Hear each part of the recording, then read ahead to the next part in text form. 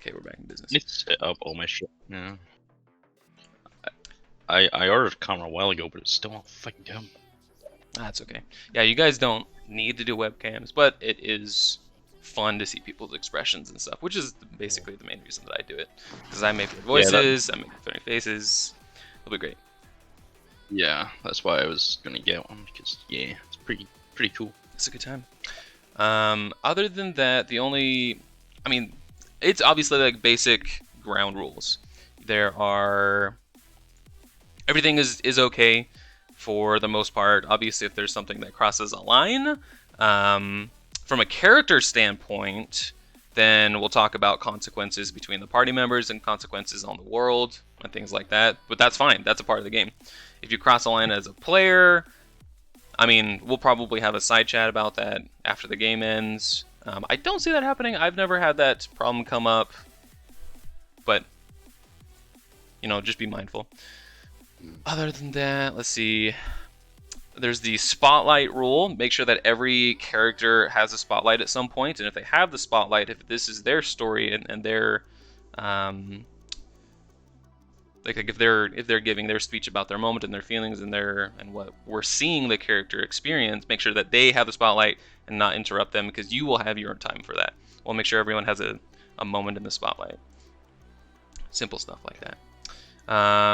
If we do get into explicit sexual content, we'll do the fade to black rule, where we let your imagination take it away from there. We're not going to go into details about things, but there'll definitely be opportunities for anything in this world, because it's super open, super free. I'm not going to direct you guys in any way. You guys have multiple quests to go on and multiple things to find and explore in this world. It is yours to explore. I already have everything pretty much planned out.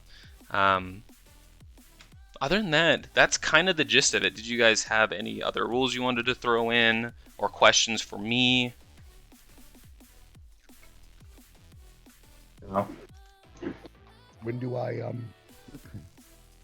become a deity?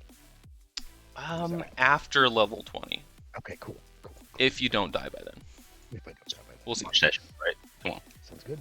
Session Gotta roll now. 189. Oh, I'm right, writing yeah. that down. So 189. I better be Yeah, a god. Yep. You promised. You said. Oh yeah, speaking of deities, have we decided what deities there are here, or just the vanilla ones? And Yeah, it's a lot of the vanilla ones. There are some new and old, but they are very uncommon. They're not like common knowledge. There's also fey deities, demon deities, and like fiends and things like that. Old gods, new gods, kinds of stuff. Yeah. I was gonna go with a deity, but I kind of forgot about that. But it doesn't really fit my character, so yeah. Man. potentially fit my character, so I had to study that out. Hey, No. who needs rules by a god? Come on.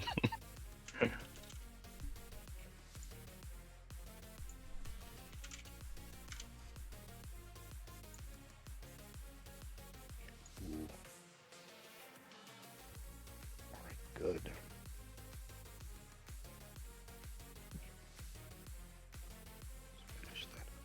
I mean, yeah, there's a lot. Just like on a brief Google search, I found like 40. So there's definitely a very large array.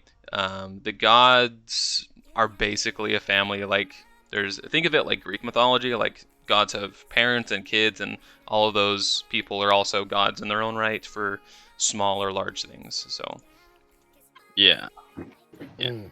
Yeah, there are way too many gods in Yeah. D&D. a little bit. There's like lesser gods of the same sort of thing.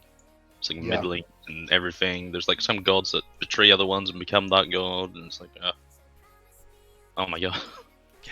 Like how it would be in our world if that were to happen. Pretty much, yeah. Yeah. Some of them have actual things like in Norse mythology. They don't just go around replacing each other all the time. In 5e, like a god can replace another one. Like, yeah, it can tap. Mm. Like, like Cyric, yeah, the god of trickery. Right. So I mean, if that's the gist of it, before we kind of just like jump in here, because we'll go and get started. Did anyone have any questions about the world, about your characters, any last minute things?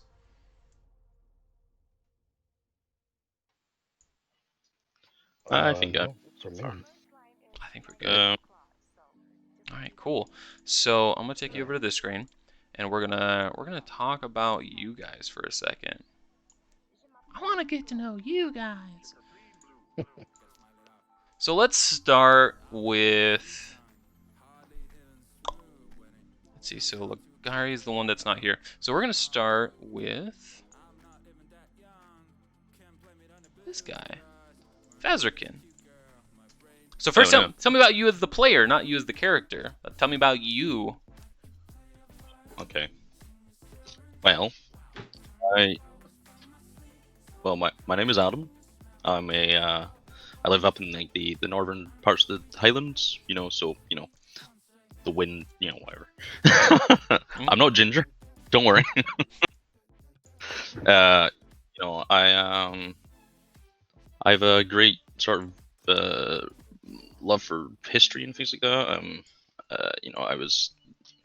I'm going to do Norse mythology in a couple years. That's like my expertise. Oh, and Free Kingdoms period. That's like, yeah. So, and I have great love for things like MMOs in particular. I play WoW like too much. Nice. Yeah, me and my wife play WoW all the time. Yeah, I'm like that, that guy who obsesses over high ratings and Sure. yeah. So like that's what I do most of the time. Is I get to like top 100 sometimes, and WoW, on my Demon Hunter, and complain when people are not good. So yeah, that's most of what I can say about me. Cool. Yeah, we'll get into your character in a second. I kind of just want to like introduce the people, and then we'll dive into the game. So let's move over to Lionel. Is that how you say that?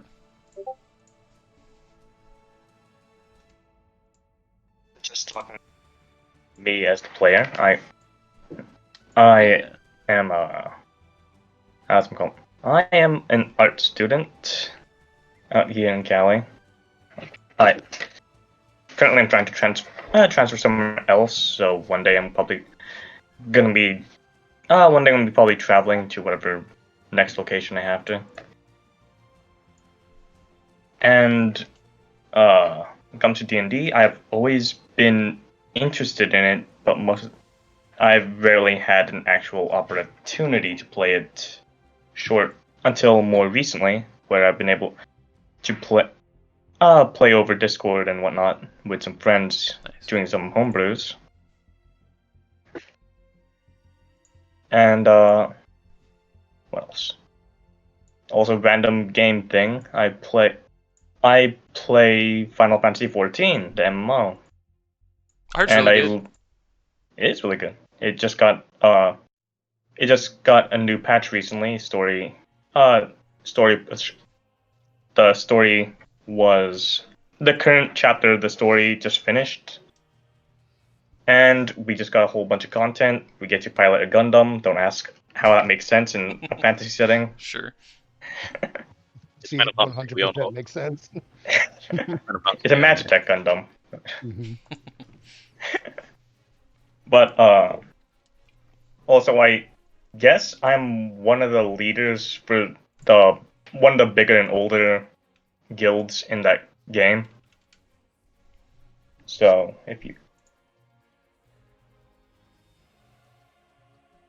and yeah, I also help run a couple Discord, help moderate a couple Discords. Fair enough. I like it. All right. Let's see what we got next. So I'm gonna say we're gonna talk to Felix next. Oh wait, what was your real name, Lionel? My real name, Joseph.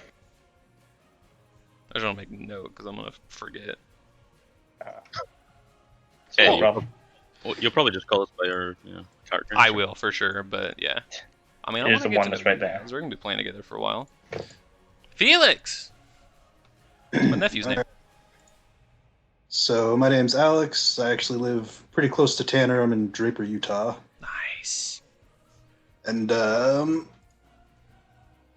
for a living, I'm a chef. I worked at a bunch of different restaurants and whatnot. Play a lot of video games, Overwatch, Skyrim, all that good stuff. Dude, we gotta play sometime. And I haven't played Overwatch in forever. It's like the one game I consistently still play ever since it came out. I heard they're going to be they're playtesting a bunch of stuff. Yeah, they've been throwing some interesting things onto the game modes. Yeah. Yeah, Blizzard's trying to regain some favor right now. Yeah, before the release of Overwatch 2. Yeah. Yeah, I'm kind of excited for Overwatch 2. Despite how quickly things fell off on Overwatch. Well, not quickly. Due to career, some big people that came out of it. Yeah, so other than that, I'm an amateur DJ. I have a bunch of mixes online, stuff like that. Playing all sorts of different genres, bass house, dubstep, trap, all that good stuff. And yeah, that's about it. How are we not friends yet? This is amazing.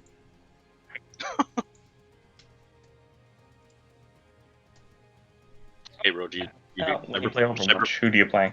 Sorry. Do you post your stuff like on, what's that called, like SoundCloud and all that? Yeah. What's your I've SoundCloud? got, like, What's your DJ name? Zexel Official. The image I have on Discord is also my DJ logo. Oh, nice. Cool. Official. Like when I feel like I heard that before.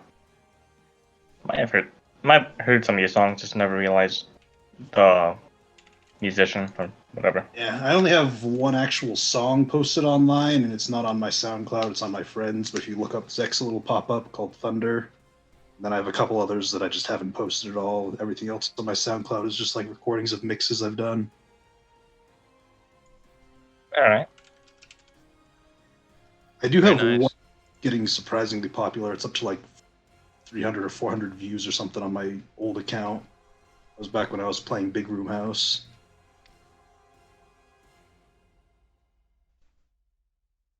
Very nice. Okay, and lastly, let's talk about Never. Well, my name is Lorenzo. I have my hands in a lot of different things. I like to help people build websites. I have been a professional DM, but I took a break from that to be a player for a little while. And that's about it. I live in New Jersey. I've been playing D&D for probably most of my life, I'd say. You know, I'm in my 30s now, so I've been playing for like at least 15 years. Nice. You know, starting from 3.5, you know, I've done Pathfinder, all of it. Any type of tabletop RPG, I've done it. But yeah, so that's about it. That's me. Love it. And where were you from? New Jersey. New Jersey. Very cool. Very diverse group. I'm very excited to play with you guys. Yeah, the one that we're missing, his name is Ligari. Well, his character's name is Ligari. And then Alex, my wife, just followed you on SoundCloud, so congratulations. Oh, nice. Let's see. Yeah, still haven't heard anything from him, so I mean, let's just get in it, my friends. Let's talk about how our story starts. So I'm actually going to we're gonna go one by one here. We're gonna look at it from like a movie perspective for how our story starts. So let's see. So Lionel. Lionel. Okay. Just say it. I figured. Choose how Yeah, you say okay. it. Just want to make That's sure. So Lionel, you are. Let me see where we would find you. So you're probably like in the barracks or training on the grounds for paladinship at the moment. And you get called over by your captain, and he hands you a letter. Tell everyone what your character looks like and describe him and what he does as he's reading this letter. I suppose my character looks more like a very well built and fit half elf. Like strong jaw, strong jaw, cheekbones, etc., etc. There is some light scarring over the face, but that's more recent. That's more recent training mishaps. And I do have long flowing black hair. Gotcha. Mm-hmm. Yeah, I was just gonna say, and the fact that you're a half elf and being trained as a paladin is very uncommon. You're probably the only one there. So as you're being called over, we probably see like side eyes from people that you walk past and whispers as you walk over to the captain. You read this letter, and it doesn't say who it's from. It just says that the city of Garmsby has requested your presence for a matter of urgency. You were whisked away to get cleaned up and prepare yourself and meet in City Hall. Well, in the castle, in the city chambers. And that's where you go. Felix. Yes. Some days ago, in the city of Calmore, a similar situation happens with you, actually, in that you are given like a private meeting with your captain, who's in charge of you, maybe just gotten back from a mission in the mountains with your soldiers. And he sits you down and he says like, hey, we have someone asking for people. We need someone to be sent to Garmsby for a personal city matter. And you've done good work. We're gonna give you an opportunity if you accept it. So as the camera pans from the captain to you, describe your character and describe like what he looks like and what he's doing. Well, my guy, I feel like the art I chose for him is pretty representative. Just a more standard stocky soldier, long brown hair, a little bit of a scraggly beard going on, and just a lot of this weird, deep look in his eyes, like you're never quite sure what he's thinking of. Yeah, so when he asks you about this opportunity, you know that Garmsby is like the up on the up. Like there's important people there who take place in like war precedents. Do we see like you mulling over this idea, or do you just jump on it instantly? I basically just kind of shrug my shoulders and say, sure, why not? Fair enough. And so the camera pans away as you kind of like shake hands and you talk about the details of how you're going to get there, and you get shipped off days away to Garmsby, where we find ourselves today. Let's talk about Vazrakin. Okay, so Vazrakin, you are currently, I'm assuming that you're in like a laboratory, doing some experiments or reading some manuals, some tomes, and you see a servant with a letter on a tray run past you to like where your mother's quarters would be. And then he comes back and he looks at you and he's like, is the lady in the house home? To which she's not. She's away at business. Why? Yeah, sorry, I'm late. Oh, it's like Ari. Hey, what's up? Yeah, for some reason the Roll20 told me it was going to be an hour later than it was, so Yeah, Yep, I did that yep. for everybody, and it's because US is stupid and does daylight saving time, and yeah, all right. so Well, there's that. my bad. Sorry. No, about that. you're good. It was not your fault at all. Thanks for showing up, though. Yep. So right now we're just introducing characters. We've talked about Felix and Lionel. We're talking about Bazarkin at the moment, All right. Cool. what his character is doing. So a servant has brought a letter for the lady of the house, his mother, but she's not home. And then Bazarkin asks, So I just I just take the letter just Sure. to read what. yeah, and the letter is requesting your mother's presence in Garmsby for a very important, you could say, arcane investigation for strange happenings. Well, more details will be needed upon delivery. Yeah. Well, mother's not here right now, so I guess I'll take this out. Yeah, so you just get back to your quarters. he gives a deep bow, and you kind of present the idea to your family because it needs to be a family decision. You can't just be like, "I'm taking charge." So they agree with you. They're like, "Yeah, you can go. Absolutely. It's definitely something that you're more than capable of doing." And Yeah. you are whisked away to Garmsby, just a couple of days away from Eden, where you are housed. And now, unless you want to add something else. I'm probably just like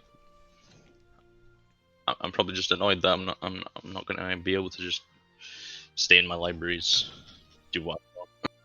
Yeah, I mean, you probably don't get out too much. You're a researcher and a experimenter.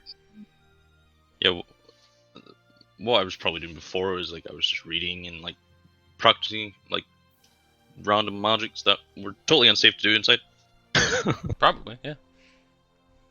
So yeah, getting out's gonna So, be a little. We can see some like hesitation and some like responsibility though. You can see that like dual conflict in the character. So I'll just the last thing I'll probably do is head down to my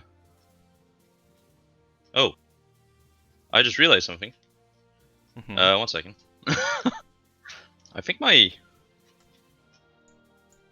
backstory is totally gone. Backstory's gone. Yeah. That might be a problem. Is it there for you? Let's see. I mean, my own personal notes are there. Yeah, it's there for me. Reload 1 second. You might just need to like refresh Roll20 or something. Dude, Roll20 is really useful, right? Joking. So, yeah, so Yeah. you get whisked away to Garmsby, and probably in like a horse and carriage, to be honest, because it was meant for your mother, a very important person. But you're like, I'm going. This is me. Yeah, I'll probably just say goodbye to the family and my my wife and daughter, Mhm. son. Yeah. And yeah, Magnus will hold the fort. You betcha. So the camera then pans over to Pendergast. Hey, right as I put your name on here. I did. Yeah, what's up? So we see a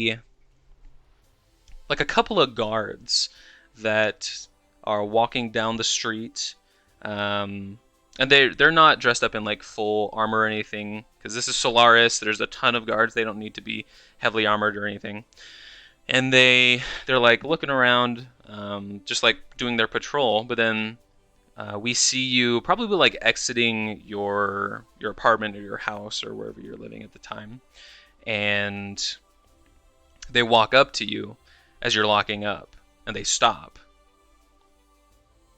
And we kind of see some maybe like some. Are you? I mean, you tell me. You've been in Solaris for a couple years. Are you scared? Are you more intimidated? Just curious? Definitely not scared. More curious. So I guess I would turn around and I would see kind of a tall, lanky, emaciated-looking man Yeah. with kind of, very short hair on the sides and kind of thicker on the top. And he's kind of holding himself up with a cane. Mhm. And he turns around and looks at them. How can I help you? Yeah, so the guards kind of like let you meet them halfway, and they look at you and they say, "Are you Sir Pendergast?"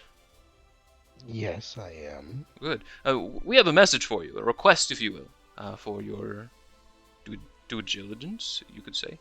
Your deeds have been noticed by a few in the city, and they wish to send someone from the city on an errand.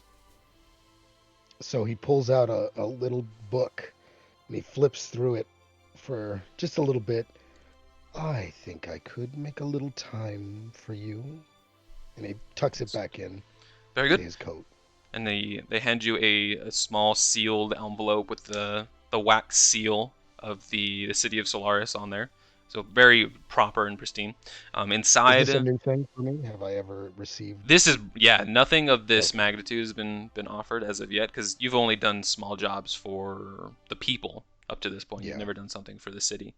So the city themselves wrote and sealed this envelope. You open it. It's one of those ones that like you pop the wax seal and then it folds out from the top and the sides, so it's all just like Yeah. one page, and it dictates a very detailed letter, but very vague. Like they're paragraphs, but it doesn't give away a lot of information. It just says Garmsby is wanting someone from Solaris who knows what they're doing to come and take a look at some matters that need to be handled post haste. Okay. And it says to meet the captain of the army, who's also the ambassador of Garmsby. His name is Tristan, and he will be your liaison. Tristan. Okay. And I guess I'll just head out. Yeah, and you head there right away. Just a couple days away to Garmsby. And as we see you walk away, we probably see you, take a couple steps with your cane, and then maybe wince from Yeah. you hold your side maybe, and then continue Yeah. walking. And lastly, just in time too, we have like Gari. Let me. Boop. Now, real quick, because we didn't introduce ourselves before you got here as people, I just want to know about you, where you're from, what you're doing in life. Like, let me know about you, my friend. Well, hi everybody. I'm Steven. I'm from Texas, so for some reason the Texans like to pretend the coronavirus isn't real. So for the most part, I'm trying to avoid everybody. It's fair. I do commercial HVAC.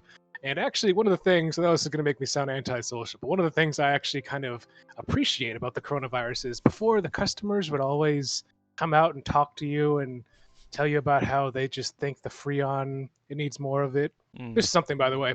If an HVAC person ever tells you need more Freon, it's, unless a catastrophic failure happened to make your AC unit like lose it, the Freon's, the refrigerant is never supposed to come out. It's always supposed to be in there.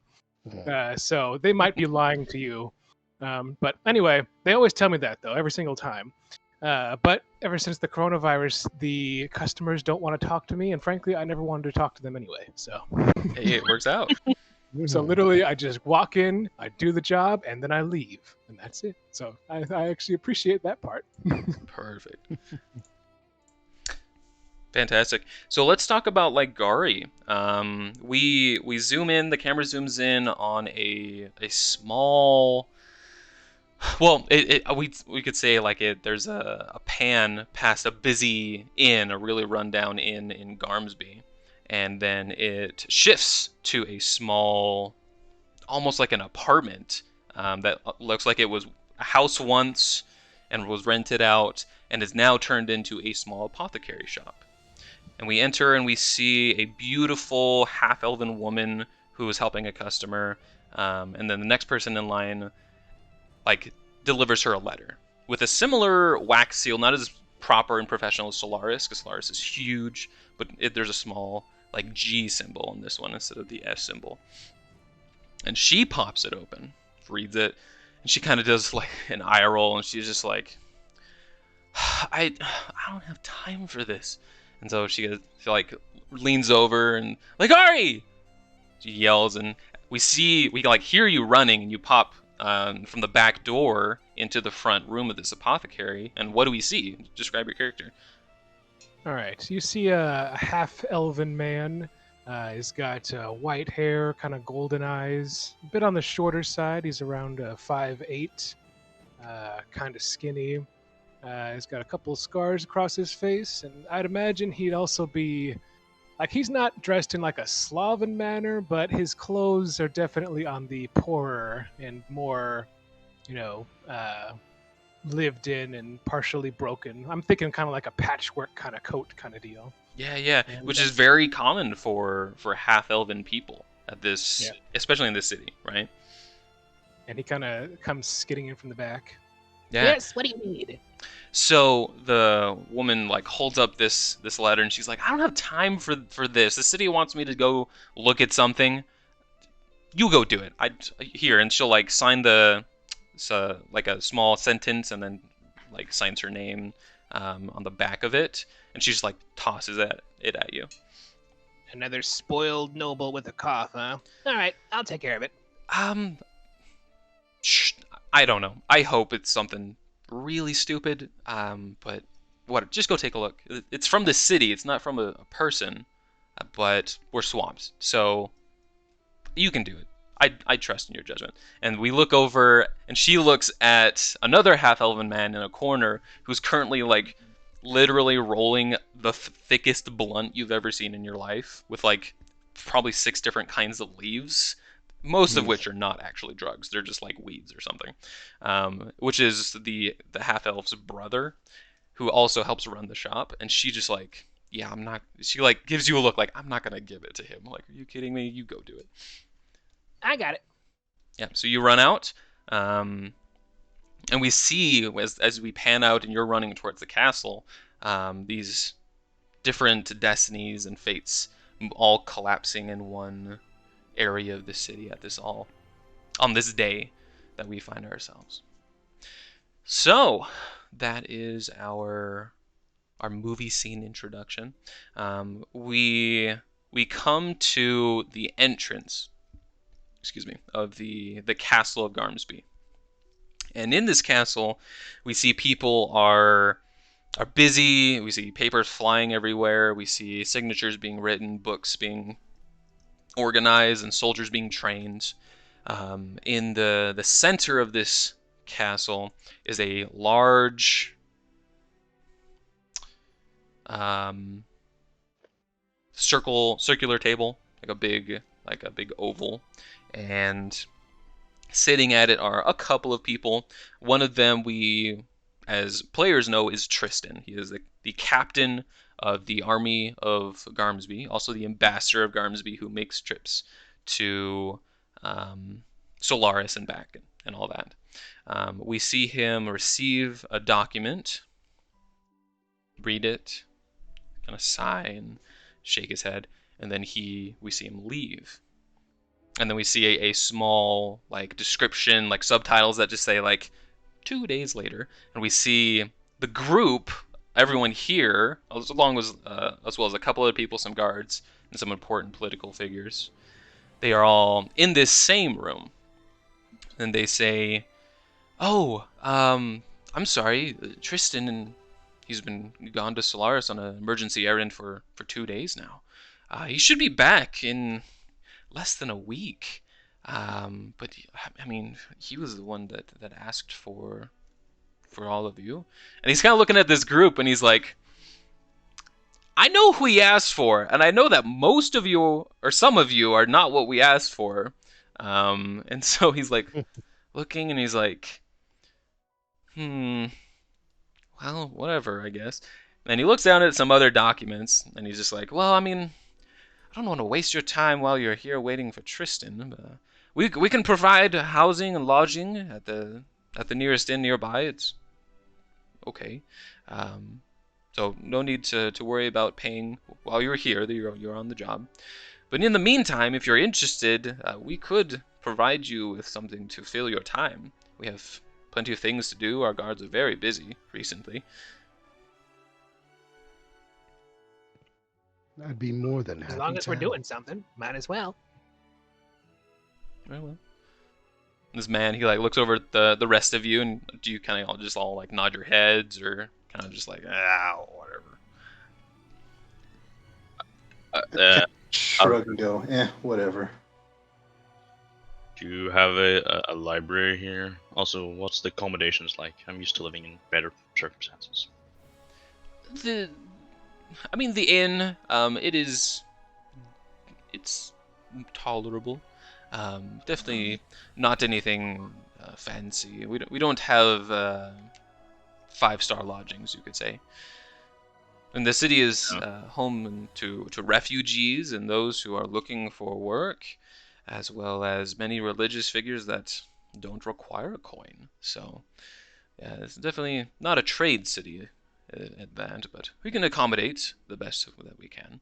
As to a library, we have a small library in the city, but we do have records here in the castle that house a lot of information. Is there something that you're particularly interested in?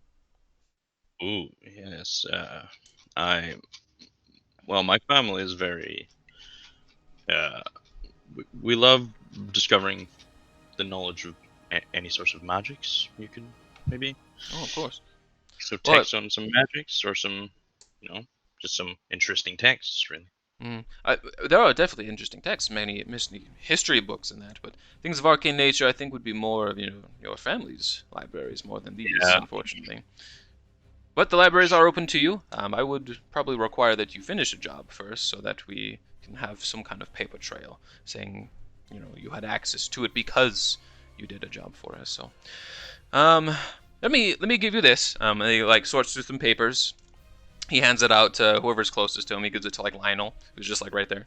And you look at the paper, and it's for a small inn that doesn't even have a name really, but it's like the busiest inn. The premise is that as you're like reading through this, there's a lot of documents. There's like a couple pages. As you read through it, the gist is that there have been, you could say, break-ins, quote-unquote break-ins in the city recently over the last 6 to 8 months.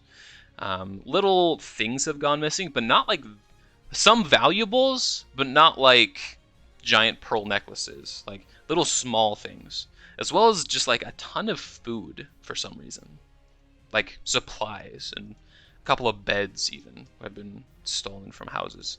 So the most recent thing is that the innkeeper for this inn is saying that boxes in his storage cellar have been broken into and chewed on, like the wood itself has been chewed on, as well as the food inside taken and spoiled, and he doesn't know what's going on, so he needs someone to take a look at it.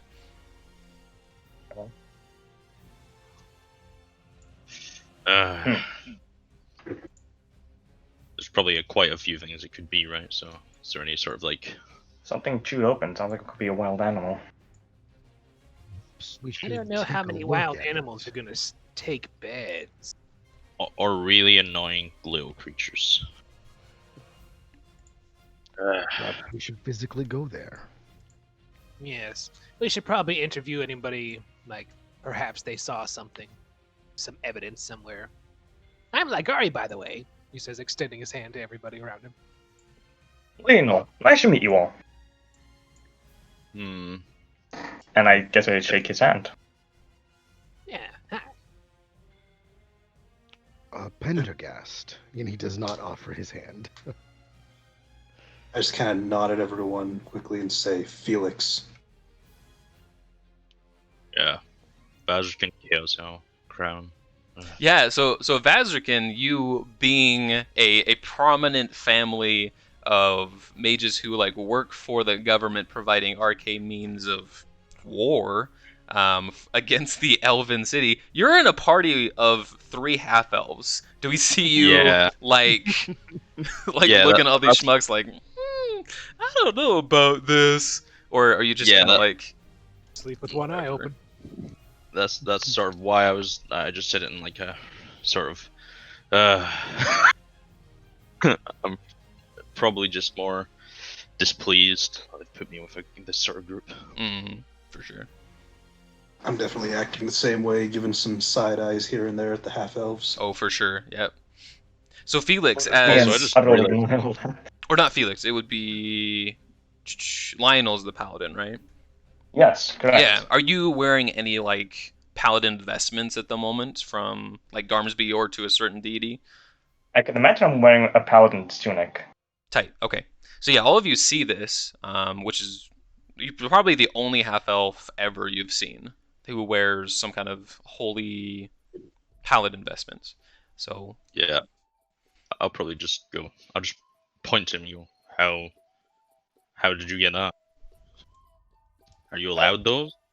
I have to. I trained for a couple of years. I would hope I can wear this. Never seen it needed. It's very nice. I'm sure you worked very hard to get it. Yes, I did. And I- I just put my hands on my shoulder, trying to pretend to look all heroic.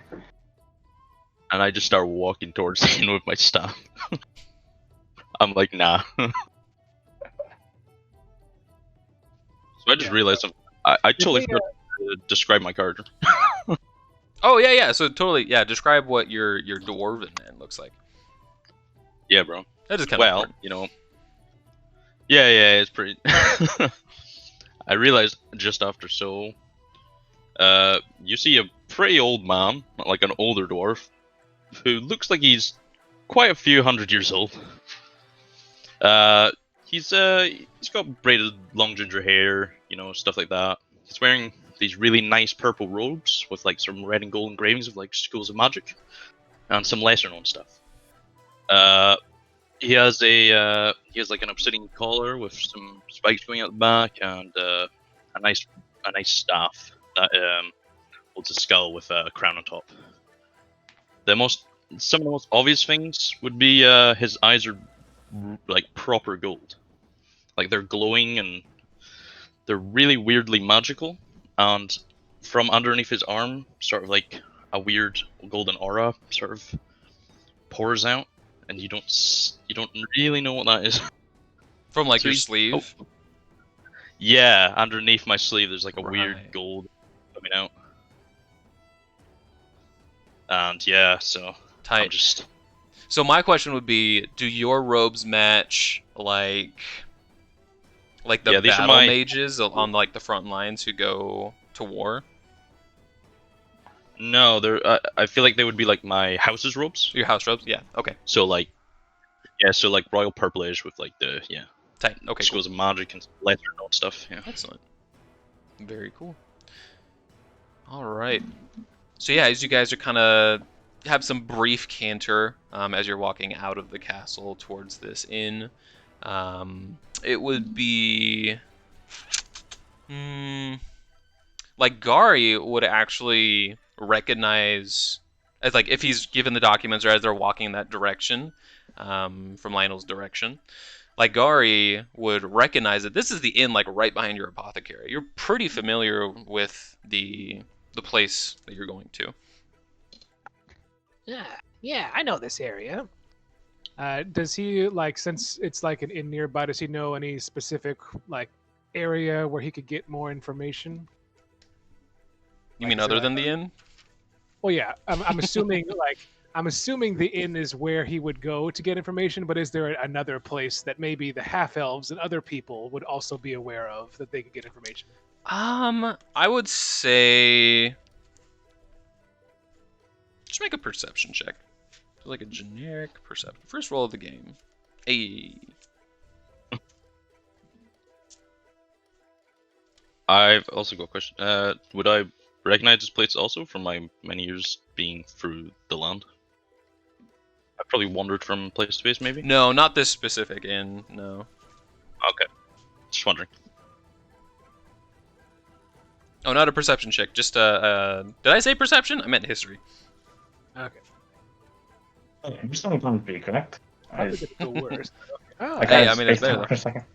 So I mean, with your history living right around this area, being around here for a while, yeah, you know that half elves come here to this inn more than other places. It's kind of like the half elf haven, you could say. But yeah, there's not a lot of other places that people gather around in this area. This inn's kind of like the place to go. Okay. What's the inn's name? It doesn't have a name. It's just like Yeah, that inn, like that rundown shack. yeah, I know this area. I've been in here a couple of times. Does Ligari know like the innkeeper or anything? You might know his name maybe. His name. Let's see.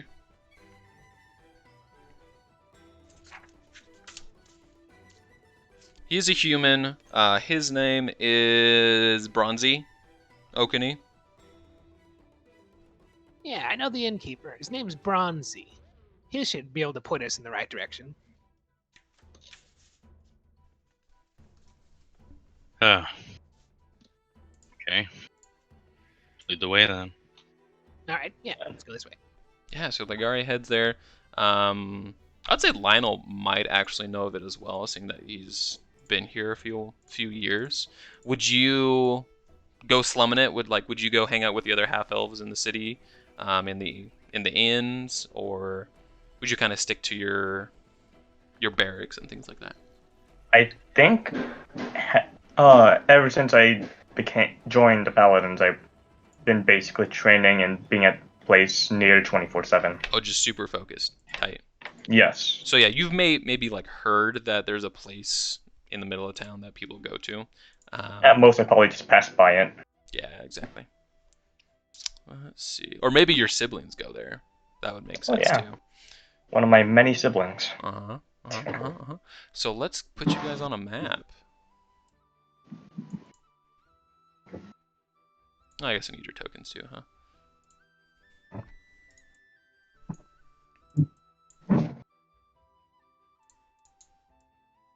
Really hope you don't hear drilling once again. So far, so good. Okay. Okay, so you guys are up here.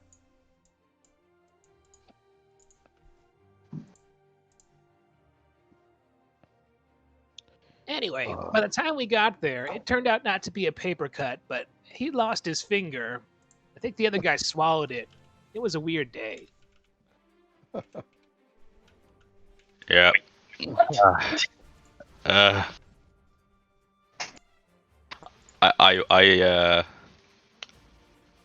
I will try and secretly cast prestidigitation to make him smell bad. What components does that take to cast prestidigitation?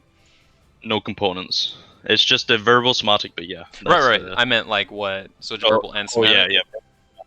Okay, Yeah. yeah. Make a Can sleight I, of hand check. Come on.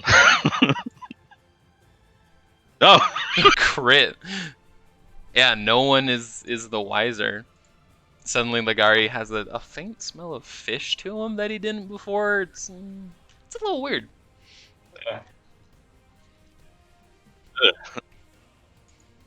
But yeah, you guys approach the inn. I'm just gonna plop you guys like down here. Boop. Oh, I see. And the door is Alrighty. here. Yeah, so there's the door. So you guys enter and approach, and you guys can come on in. Can I make my character would normally, whenever he walks into a room, give himself a cursory glance of like everything. It's fair. Yeah, just make. Are you looking for anything in particular, or?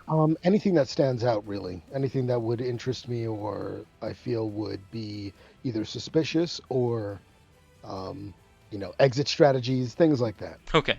Yeah, just go make a perception check. Make a perception check just to see all the people in the room. Just to tell all the people and things in the room. Yeah, I mean, Just let me see what he rolls real quick, and I can just describe the room to you. I forgot to change that. Okay. Did that actually do that? Yeah, it did. All right. Okay. So I mean, just at a cursory glance, there are a couple of half-elven folk who kind of just like gather at this closest table next to the door. There's also, the unsavory types, the generic, like we're thugs and we want to look like thugs and we're badass, and they sit just like in the corner with their backs to the wall. There's a man who came just to look like he's eating dinner. He doesn't look like he's really doing anything else. And then a tiefling man with 2 black horns popping up at the top of his head, who is just enjoying a drink and a smoke at a table. Where's Bronzy? Ligari's probably gonna go up to him immediately. Yeah, I mean, Bronzy is kind of right here. He is filling out some paperwork. Like, he's got some bulletins on the wall next to the door to the kitchen. And as you guys enter, a group of 5 people, he turns around and he sees you all, and he kind of thinks to himself, and he's like, "Is this?" And he kind of like points at you and starts walking towards all of you. Like, "Were you sent? Was that you? That you? Are you?" It was indeed. We were Oh, good. sent. Fantastic. Wow, good. Emily, and he like looks over at the woman at the bar over here serving drinks and food, and he's like, "I'll be back. I'm gonna deal with this group." And she kind of like nods and goes back to do what she was doing. And he says, "Yeah, follow me back. We're gonna go. We're going over to the kitchen here. I'll point you in the right direction." All right. And he opens the door behind him, and he walks you straight back north into the kitchen. So as you guys enter the kitchen, lots of food, lots of mead, roasting food in the corner, lots of different kinds of things back here. It smells wonderful. But yeah, nothing super fancy. It's definitely a little run down. Everything's a little bit dirty. Probably hasn't been cleaned in a couple of days. But they're doing the best they can with what they have, it looks like. And the other 2 like cooks and chefs kind of like look at everyone as they walk in, just like, "Why are you in my kitchen? Could you not?"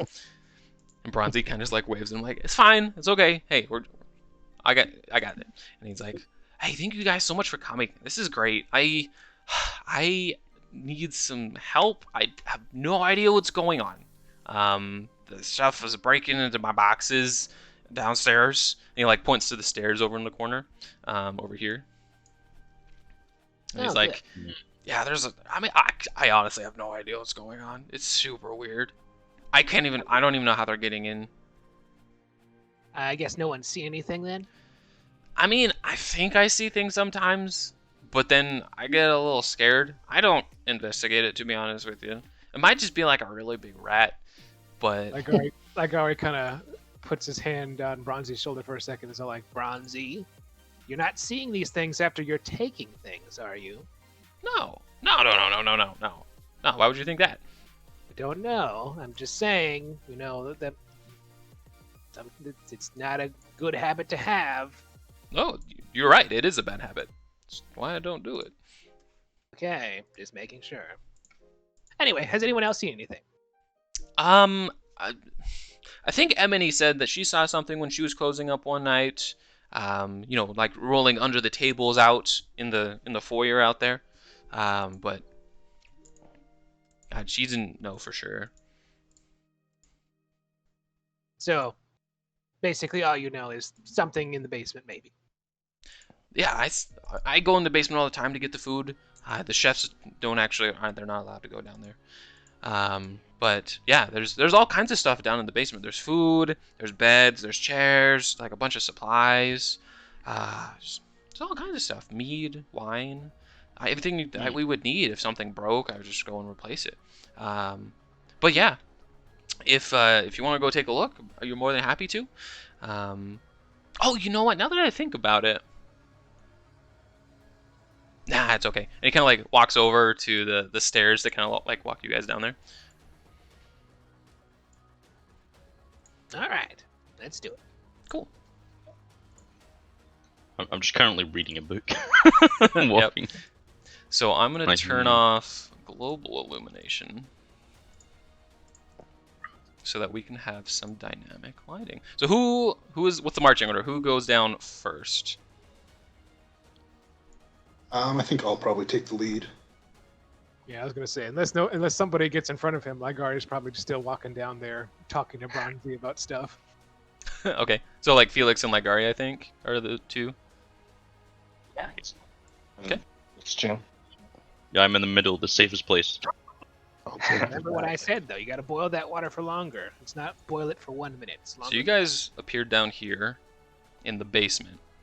It's very dark. There's literally one light on the wall just as you come down the stairs. Everything else is pitch black for the most part.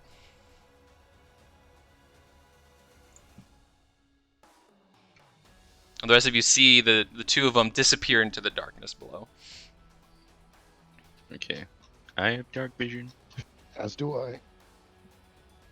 All right, so the rest of you walking down. Okay. I'm So bringing up Lionel through goes here. down.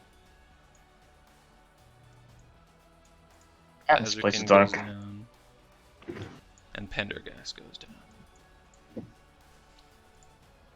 So yeah, it's very dark. Yeah, very hard to see through things.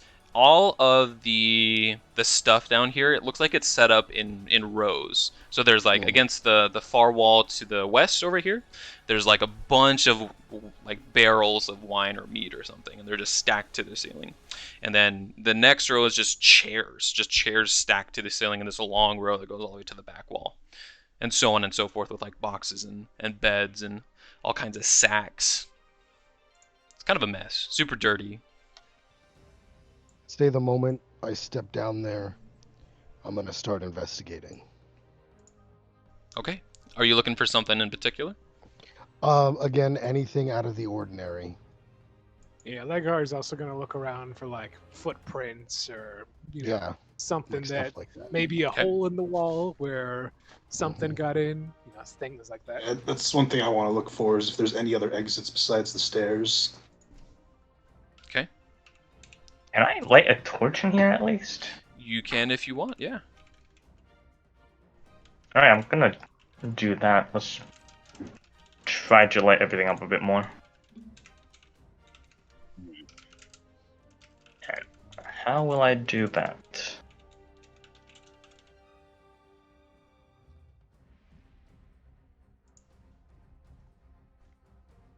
So this is was it Felix that was talking or Lionel. Lionel? So I mean, you do have dark vision, I think. Yeah? Yeah. So right now you're seeing 60-foot dark vision.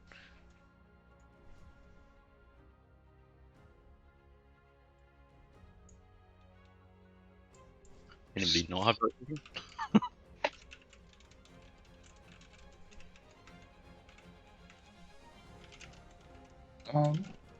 Wander ahead. See what the... What's this thing next to me? That's a dead rat. So you almost step on it when you are walking over there. Ah, So my investigation was not fruitful. Yeah, so Ligari- roll investigation. Ligari also lights up a torch because he doesn't know if dwarves can see in the darkness or not. Oh boy. The exact same thing I rolled last time. Dwarf the mining race, right? Oh, he doesn't know. Anyone else rolling investigation to see what they can find? Yeah, What do you want me to I'm gonna roll be for this? looking around. What do you want me to roll for this rat? Because he's gonna look at that. It's gonna be a man. I would say. I mean, what do you want to learn about it? Do you want to see what killed it? Do you want to see? Yeah, he wants to see what killed it. Yeah, that'd be a medicine check. Lionel, as you're walking down, kind of like the first path in front of you, it's full of like firewood in between the two support beam pillars here to the left, and then on the right is just full of boxes and crates just all the way to the ceiling. But as you get to the end of the row, sorry, what was that? Will any of these chewed open? Or whatever? Talking about like back here. Okay. Yeah, so at the very back, you do see that there's a bunch of chests that seem to be locked. There's different kinds of chests. There's like metal banded ones and small ones that are just made of wood, and they look like they're put back here purposely. You don't know what's in them. They're not open. but the boxes directly to your right, with your investigation, you see that they have all been chewed on. The last 3 boxes and to the ceiling have been chewed on. There's food spilling out onto the floor. It's all pretty much been spoiled because it's been sitting down here for a couple of days. Alright. Ligari, you think... I'm assuming that Ligari thinks he killed the rat by mistake. Yeah, you probably stepped on it and killed it by accident.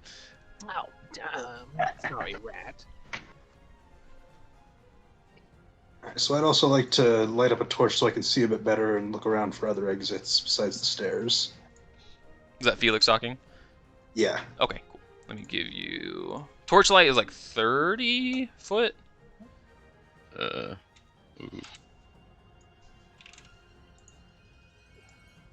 There you I go. think so. 20 by 20, actually. 20 by 20? Yep.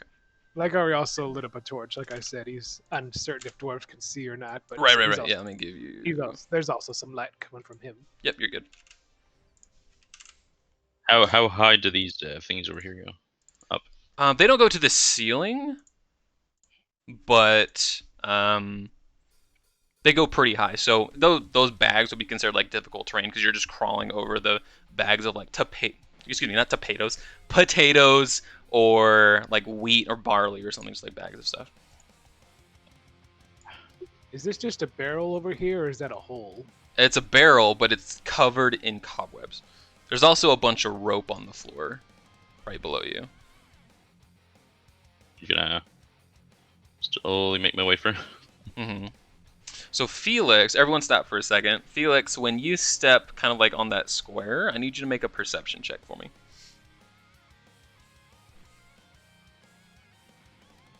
Nice, yeah. So like right in front of you here, and then going under the beds over into this other like corner, in the back corner down here, it looks like the bed like feet of the bed and like the wood posts that hold up the bed frame, those have been chewed on by something. And probably recently because there's like a thick, viscous, oily substance that trails from where you're standing to like under the bed into that other corner. Mm-hmm. I'll call everyone over to me to point it out to them as well. Hey, does it sound to me like anybody else? Like he's broadcasting both from Discord and from Roll20? Yeah, someone maybe. No. I had to mute a couple people on Roll20. Yeah. Thought I had that. I have everything disabled on Roll20. Yeah, if you Yeah, disable everything all of disabled. the on Roll20, you need to reconnect so that it saves it. Oh, okay. Let me Yeah. Ah, Once he sort of fills that out, I'm gonna use my 1 free mage armor for the day. Sounds good. So I'm up to 14 AC. How's that long? Is that like an hour? Oh no, mage armor's 8. 8 hours? Nice. Okay, cool. Yeah, bro. All right. Hey, I've got the defensive stuff, bro. Yeah. So yeah, all of you kind of walk over to where Felix relatively is, and you're peering through. And you see what he's talking about. There's like this oily substance that begins kind of in that area and then goes under the beds right there into the other. Which way? This corner. way? Yeah, so let me Okay. draw it. It's gonna be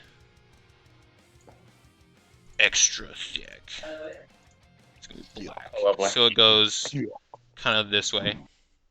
Does Oh, beautiful. would Ligari recognize it from his apothecary training? From apothecary. Ooh. I'm gonna say.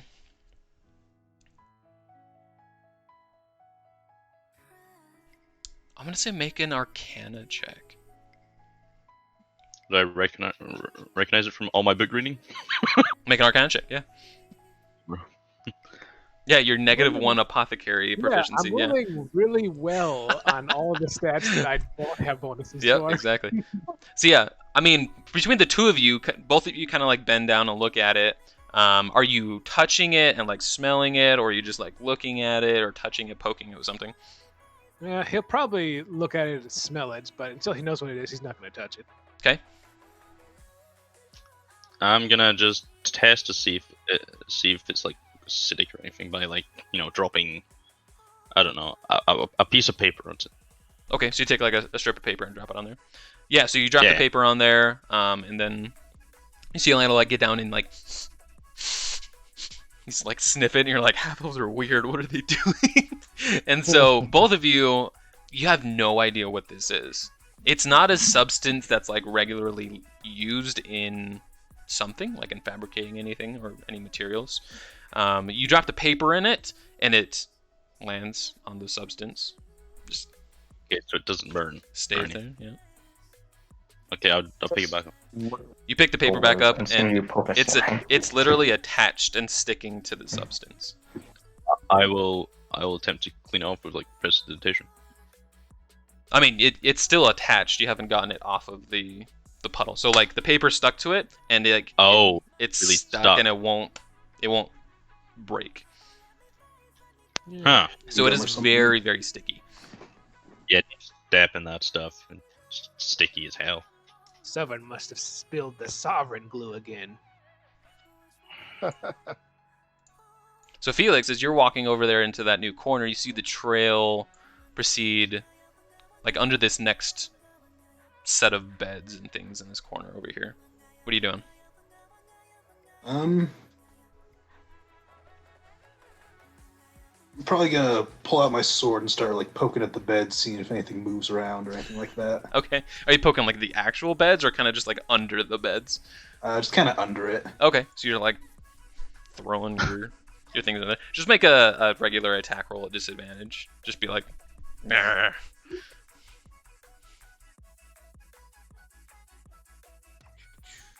I'm gonna get ready just in case with frostbite. Okay, so 15 total. Nice.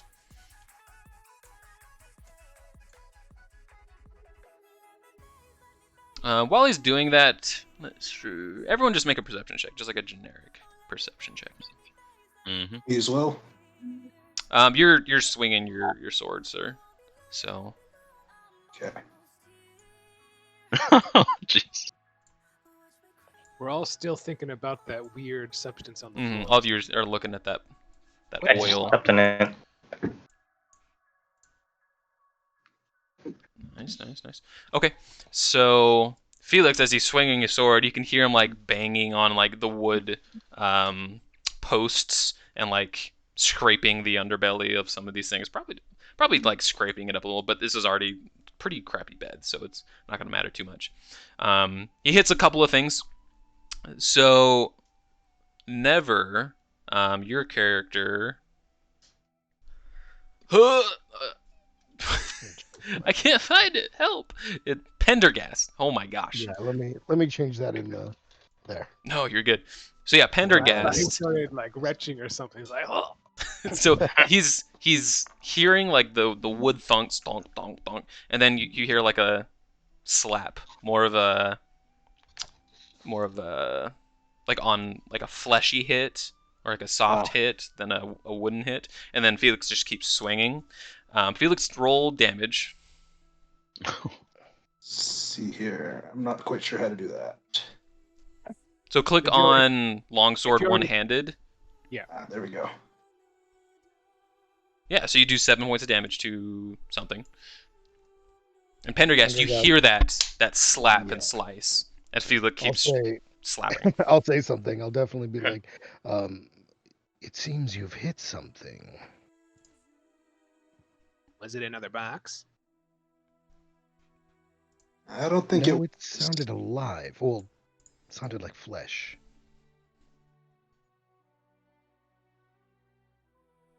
And really quick before I we did see continue, a rat back there. you named my token Pender Sast. So I guess I'm extra sassy today. yeah. Let me just like. So Now I was want just the like. character- I really furiously want the typing character over. to be sassy now, just so we can. Pendergast. It's Pender Sast. Alright, well, I guess I'm gonna. Here we go. No, I've actually hit something. I'm gonna see if I can look under the bed and see what it is. Okay. Yeah, so you peer under there. Like everywhere you see, it's kind of covered in this this substance, this viscous substance. Make a perception check. At disadvantage because it's unless you're like holding the torch under the bed, which is probably not the best idea. Yeah, probably not.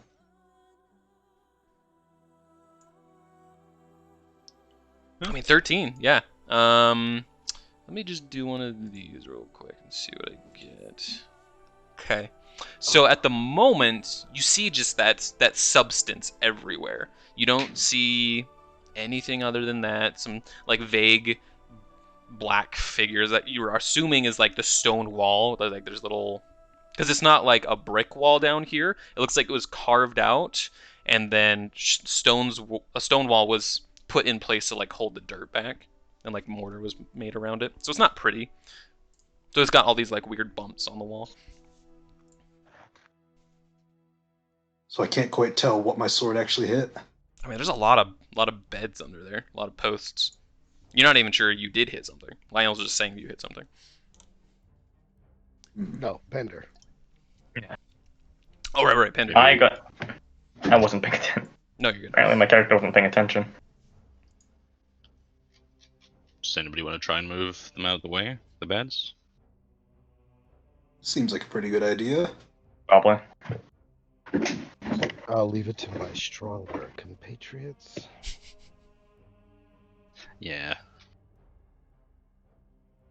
Alright, well, I guess since I'm right there, I'll start pushing some of the beds aside, see if I can move them out of the way, see what's under there better. Okay, yeah, make an athletics check. 1.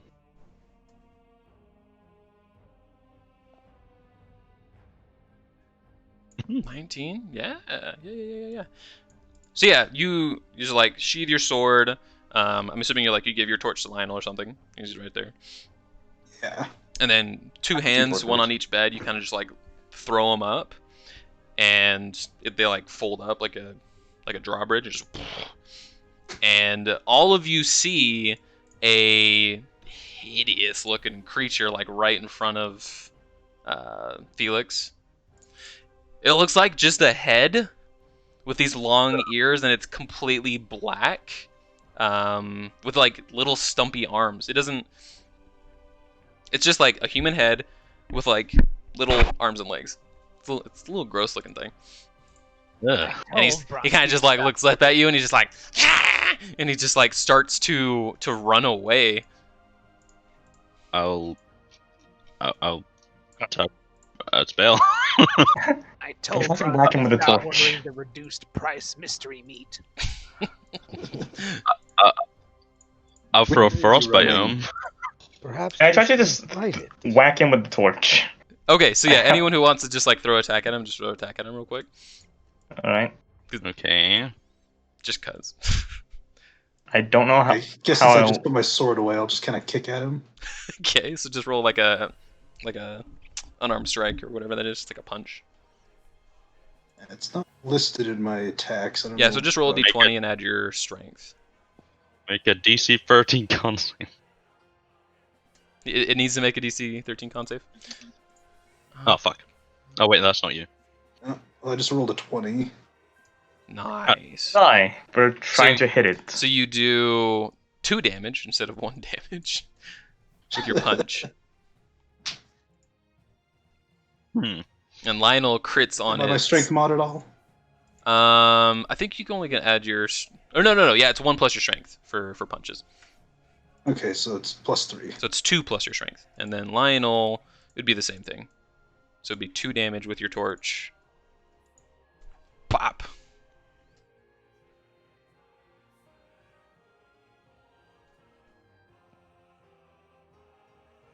So this thing saved against the frostbite. So does it take no damage? It takes nothing. Yeah, It's just a cantrip. Okay, Yeah. just making sure. And then Eldritch Blast definitely hits. It was 13 force damage. won't lie. Nice. Oh, frostbite was a save. I mean, it's one of Yeah. those things, right? How much damage did you do with your sword? 7? Okay. 7, yeah.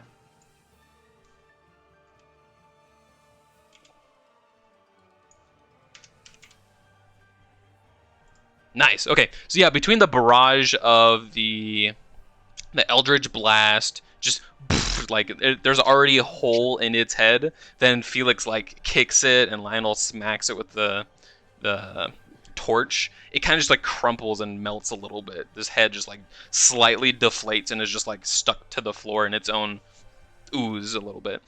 Poor guy. So it is dead. Oh, lovely. Yeah. Did I kill it, or did somebody else kill it? Technically, it was the Eldritch Blast, yeah. Okay. But it all kind of happened at the same time, so it was like. I was just trying to figure it out because I get temp hit points if I kill things. So yeah, Ligari kind of moves forward. Ah, I don't think I've ever seen this weird thing before. Mr. Paladin, have you ever read any books about strange demons that look like this?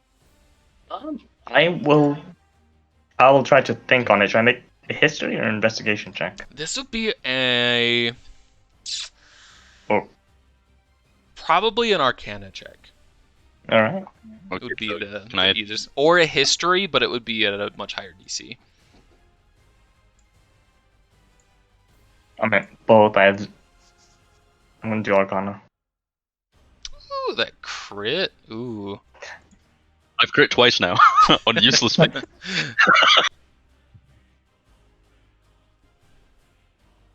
Okay, cool. So yeah, between Lionel, Lionel's looking at it. And he's kind of just like, I have no idea. This is like a head that excretes sticky ooze oil. I have no idea what the freak this is. Disgusting. I know that. Yeah, Vazrikin, he like scoots up and like pushes himself into view of the thing. He's kind of just like, oh, I know exactly what that thing is. It's a boggle. Oh. So I'm just like, boggles. hey, I was just Let me reading just about show this this to right you now. guys. Oh god. Ugh. Yeah, so boggles are basically like fairy tales. It's what you tell kids to. They need to clean their room, otherwise the boggles will come and steal their toys and all this nonsense. They hide in closets and under beds and just cause mischief for the most part. But yeah, these things. It definitely I'm guessing excretes like different kinds of oils and viscous liquids that, if you step in them, are either very slippery or very sticky. And use it to like escape their prey. Or Do I know if they come in larger numbers? sometimes, it's really hard to say because the number of boggles in the material plane isn't like a number. We don't know how many there are. They just like exist. Like a kid will have a bad dream and a boggle will like appear magically. It's a weird scenario, so it's hard to say. We should probably bring this up to the guy so at least he has an idea of what's just in case Yeah. there's more. Does the boggle volunteer look someone like else it was picks it up. strong enough to pick up a bed and steal it? You're not sure. It's a little like it's considered a small creature, a tiny creature, just small creature. Yeah. Nonetheless, a possible infestation would probably be good to check. Tell him about. Right. You know, do you think we should check more? Could be more under these beds, or maybe in some Way was boxes. it running? Yeah, which way was it running? I guess it couldn't hurt to check. Yeah. Everyone make like a perception check. I have doubts as to whether or not just one could. Because a lot of things went missing, right? Yeah, and it wasn't just here. It was kind of like throughout this city that stuff has gone missing over 6 to 8 months. Okay. Yeah, I seriously doubt just one could have taken all those things. Yeah, it's probably. Yeah, so Pendergast and Ligari, they get real deep in it. They're like moving the beds off of the wall, and looking like on the edges. There's still like that black viscous liquid that's making it hard to pull stuff sometimes because it's sticky. But you get the feeling that like there's no other boggles in this room currently. And as you're doing this, it takes like 5, maybe 6 minutes. You see that trail that was made, that little black viscous trail, it disappears over time, and it slowly like dissolves and disappears. Hmm. The boggle body dissolving. What is this? The boggle body is not dissolving currently. But yeah, as you guys are pulling the beds, you guys get to that back corner over here, and you see that there is a small, maybe 3 foot by 3 foot hole that has been dug out and goes down a little bit and then goes back up. It seems that there is an exit here. Hmm. Well, Does it look like it's big enough to have a bed move out through it? No, not even close. Okay. maybe there's a den in there? Or something? Hmm. Would we be able to fit down there? Yeah, I mean, you can try. It's a very tight space. Gotcha. I'm 5 feet tall. Lygar's So, kind be- of looking it'd be a over at the squeeze. dwarf, being all like, "Well, what do you think?" Huh? I think I'll take my torch Is back it and there? put it near the hole, see if we can see deep into it or anything. Yeah, you hold your torch like up into it. You can see that it has been dug out. It's not like there's no smooth walls or anything like that, but it does go down slightly, and then there's a sharp up angle, and you can't see anything past that. I could, maybe if I get some water, I could, maybe flood it a bit.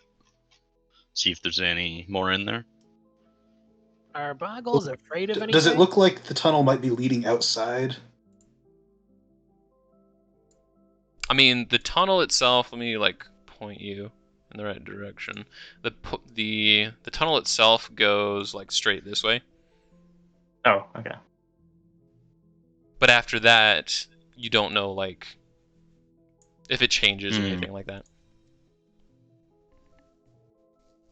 Okay, well, we can bring this up. Maybe check outside for an exit. Seems like a good idea. And maybe I can shove someone's water, maybe flood that a little bit out and see if there's any left in there. Into my canteen. I could just fill it up later. I don't know if that'll be enough. I can do a good amount. Let's pocket my canteen. I think I saw a thing of water upstairs. I'm gonna go back up the stairs. Okay. Well, actually, we'll grab the thing. Yeah, that's You what I can was grab the boggle. So thinking. who grabs the boggle? Lygar's gonna pick up the boggle. Okay, sounds good. Probably shouldn't leave this next to the food. It's unsanitary. So yeah, Yeah, you come take the with me. boggle with you. Yeah, and we'll go back upstairs. Well, I will. Okay. Is anyone else going upstairs? Yeah, I'll be going with. Lygar's gonna go to show that they got a boggle, if nothing else.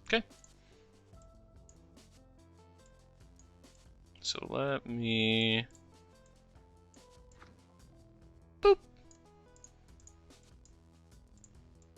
Okay.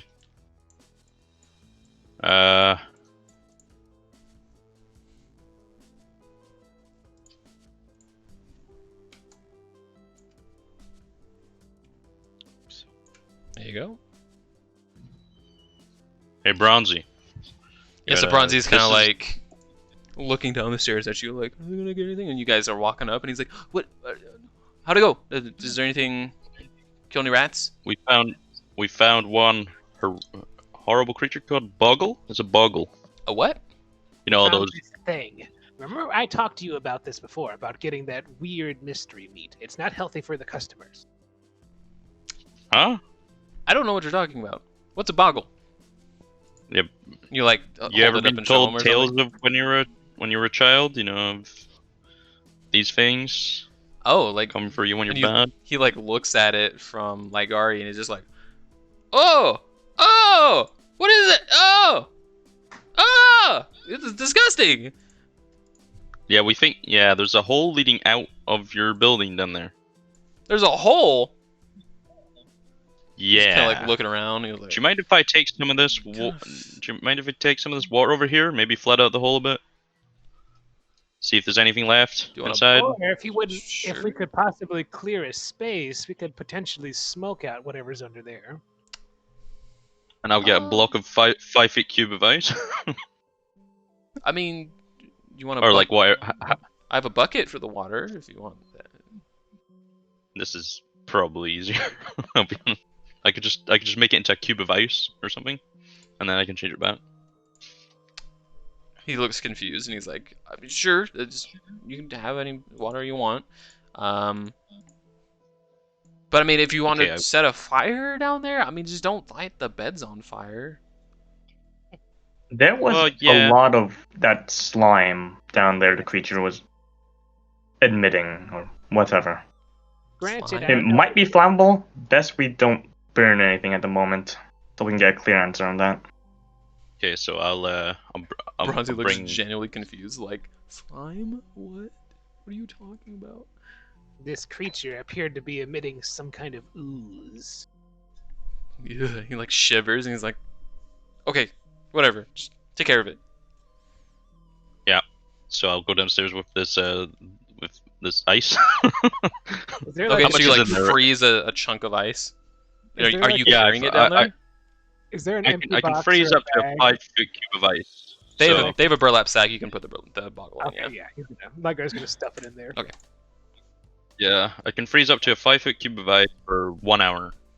So and then I can turn it back. So I'm gonna bring down 5 feet cube of like how much ice there is possible.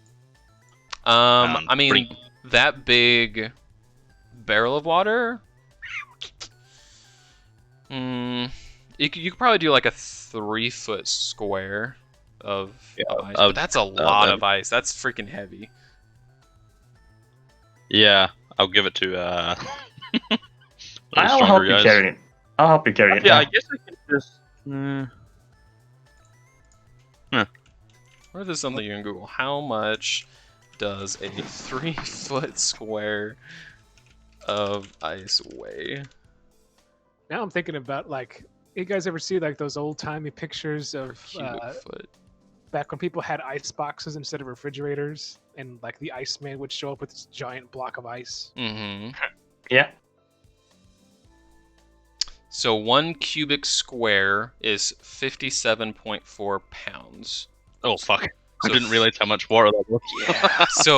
so 3 cubic square feet is like more So than one's 150 probably pounds. enough, right? One's probably enough to flood that a little bit. So I mean that's the thing. Unless you can control the water's just going to go down and puddle at the bottom because it goes back. It goes down a little bit and then goes up into an incline. Yeah, that's what I mean. Though I'm gonna check if there's like any maybe like bits in the wall maybe where they're hiding or I'm trying to basically flood them out, see if there's any more in there. Oh, just in the basement. Yeah, in that little hole. Okay. See if there's any more in there, just in Right. case. I'm Okay. just being as secure as possible. So how much ice are you freezing? How much cubic square feet of ice? Well, 1 would be definitely enough. I totally forgot how much that is in water. So So, just yeah, one maybe square like- foot. Yeah, or like So just like yeah, like what 1 foot cube. okay. And then who's carrying the block of ice? Who's strong enough? That It's guy strong. would be- Wow. It would definitely be better for somebody else to carry it. I hand it to whoever. Leon. Which one? looks the Leon, strong? I'm willing. I Okay, got. bring this down to the hole. Okay, so yeah, Alright. you grab the block of ice. It weighs like 60 pounds, so you're just like, okay. It's a little awkward because it's slippery and wet. Just because you have to Also, walk it's downstairs with it, make athletics or acrobatics. I'll let you choose. However you want to figure this out. I guess I could just move it as water 5 feet each time. I guess. Technically, yeah. Yeah, I guess that'd probably be a lot. Okay. Oh, I he's did it. Okay. Yeah, he just like Too late. tosses it up on his shoulder, and he's just like walking downstairs, like, it's fine, it's whatever. It's ice. So yeah, you While guys he's can go doing back that, down. While he's ahead. doing that, I kind of want to go outside and see if I can find where the exit is. Yeah, absolutely. In case the water gets out, we'll Ask have if an anyone idea. wants to come with me while they're doing that. Yeah, sure. Ligari will check outside since nobody wants to set the basement on fire. Cool. Yeah, that's yeah. Yeah, so there's a back door over this way that you Also, can he go doesn't really want outside. Boggle to be inside the inn, so yeah. Well, I'll have to be near the ice to unfreeze it. So we have Lionel, we have Bazarkin, and anyone else going downstairs? You guys check outside, maybe. You know. Ligari's checking Ooh. outside, see if he can see where the water comes up. Okay, Yeah, and then I'll Pendergast join. going outside? Yeah, I'll join them. Cool, okay. So two of you, we're gonna send you downstairs. There you go. It would be probably all the way down, right? Because it was at the bottom corner. You're not sure. If you want to like do the math and see if you can figure out, Yeah, I'd like that. Would that be investigation? that'd just be like a straight intelligence check, to be honest. Intelligence. Yeah. 15. 15. Okay. So yeah, it takes you a couple minutes to be like, okay, so like the basement is yada yada yada, and you're like doing the math. And you're like, okay, the corner is down here, but it wasn't all the way to like the edge. It didn't go that far underneath. So you're like, you know what? It probably goes like straight east from the middle of the inn. So like what here? Yeah, give or take, like right around that area somewhere. Okay. When he goes to the hole, I'll tell him to put it like a bit further inside. You know, because it can be 30 feet away from me, and I can unmail it. Okay. So do you just like chuck it in the corner downstairs? Yeah. Well, I'll chuck it down the hole, basically. Yeah. As much in the corner as you can get it. Yeah. For sure. Yeah, so you chuck the chunk of ice down there. Yeah. And then I'll when it's like sort of rolling down, like how far does the incline go? Or is it just flat and then it goes down and then up? So it declines for like a foot, and then inclines until you can't see it anymore because you can't see that angle. Oh. How far away is that bit going up? Me. From you? Uh-huh. I mean, it's like 10 feet. Okay, I can make it go 5 feet up. Okay. I can make it 5 feet in any direction. So Okay, so you like melt the ice, and then the water goes up 5 feet. yeah, and then I can just keep moving every action pretty much. So I can just go. Woof, woof. So I'm gonna just move it while Okay. I'm there, up the incline. Relation Yeah. to flow water as you direct. So yeah, I just do it. Making indivisible shapes. Okay. Yeah. Sure. do it. Yeah. So I mean, you make the water go up 5 feet, and then you freeze it in place. You can hear it kind of like slide a little bit, and you melt it again and move it up 5 feet. How many times do you do that? Just until I feel like it gets to the top. Like I'll even go closer to the hole and everything. Sure. And what's the range a that you dwarf. can do that?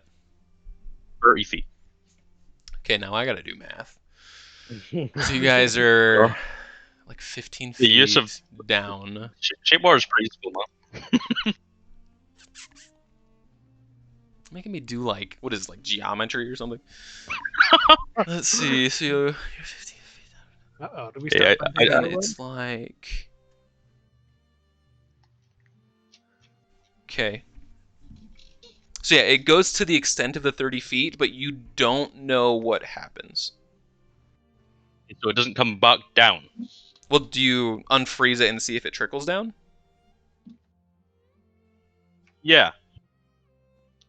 Or Okay. I guess I would hear the ice I mean, if I freeze it. Like if it's sliding down, I'll probably be able to hear some horrible ice, grinding on rock or something. yeah, I guess that's true. So you whether you freeze it or unfreeze it doesn't matter. Well, I'll put it this way: if you freeze it, nothing currently happens. And if you unfreeze it and wait a second, small trickles of water come down. But the full, like, square foot of water doesn't come down, just small bits of it. Okay, Do we hear anything from right out on the here? edge. Yeah, you guys don't really hear anything out here in the alley. Okay. Do we? Quite- Because quite we a don't bit. see any like ground What's getting this thing? waste or anything. Those are trees just out here, like bushes. Okay. Okay. Okay. So it goes quite a far bit then, yeah. Huh. I'll head back up. Yeah. Well, I'll I'll move it back down then.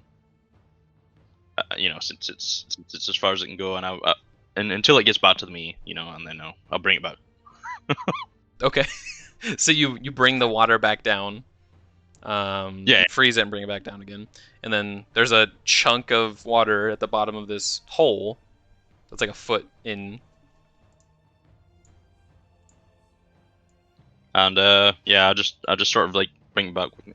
Like I'll just Just slowly like freeze, You know- water, freeze, water, freeze, water. until I get back upstairs. Yeah. You just And then you're walking I'll the give it back dog to but with because- water. Like a yo-yo trick. Okay, and then you guys are back up here. Yeah, I don't make him carry it back up. I just like sort of So I'm gonna turn on global illumination now. Perfect. Also yeah. Because it's still so it would daytime, be dirty, so like the only just- reason I turned off the global illumination is because we were down in a dark basement. So you guys can see, like, there's buildings out in this alleyway. One of them, like Gary knows, is his shop. It's like this bottom one down here. But I guess we didn't see any like none of the ground suddenly got wet or anything. No, nothing like that. Okay. Well, Hmm. Yeah, didn't you we say didn't he had figured out like the general area of where the tunnel should have been? Yeah, I did, and I would have pointed it. I guess I'll point it out to you, but it would be around here. Okay, so it could So- possibly be going into the next Into space. this building here, yeah, that's what I was thinking. Yeah, Is let's go this investigate. the door, or is the door on this side? There's a back door and a front door. They're both Oh, currently Yeah, thank boarded you. up, I though. know, so. Boarded up, I see. Yeah, both doors are boarded up. Now we do have a charge from the city, so I don't think this would be considered breaking and entering. Well, you're the one Yeah. in the area. Do you know anything about this building? Do I know anything about this building? Make a history check. Now I'm starting to think I should have gotten history as a thing. Not bad. I'm at 13. Yeah, I mean, you've been there. You've been in the shop for a couple months. You've never seen someone go in and out. You just assumed that it was like an abandoned building that someone used to live in that no one no longer lives in. I'm pretty sure it's abandoned. I've never actually seen anybody go in or out of this place, except for like myth heads or something. And yes, all Dungeon Dragons meth is called myth in my mind. Trying to get that sweet, sweet fantasy lore book myth. Yes. Mm. So yeah, where's the door? Because Lygar's just gonna start trying to get in there. Yeah, so there's a front door and a back door right here and right here. All right. So yeah, Lygar is just gonna see if he can get in there then, since there's probably no one living in there anyway. Okay. So you got to take like the boards off of the walls to get to the door. So Yeah, are I'll, you just I'll help using him your start prying up hands? boards. Now he was gonna zap it with an Eldritch Blast. Okay. Yeah, make an attack roll against the wood. Hmm. Yeah, 18 hits a door. 7 force damage. So yeah, so you blast one of the planks off, and you just keep doing that until they're gone. Yeah. Yeah, so you're just like, and all of you see Ligari with his hands. What color are your Eldritch Blasts? I would imagine they'd be kind of like a almost a misty, transparent white color as it's blasting out of him. Very nice. So yeah, you see this mist gather in his hand, and he tosses it at these planks, and the plank just shatters from impact. And he does it couple of times until these planks are demolished, and you kind of just like pull the rest off, and you have a door. All right. Hopefully it's not locked. It is locked. Of course. Does anybody know how to open locks? If not, then I guess the door's You can always just try kicking it. I was gonna. No, not really. I have some expertise with some things, but no. I actually need thieves tools. I can actually do some good. I can actually do something with thieves tool. God damn it! All right. Well, Ligari shoots the where he thinks the lock for the door would be. You know, on Okay, sounds good. Yeah, make an attack roll.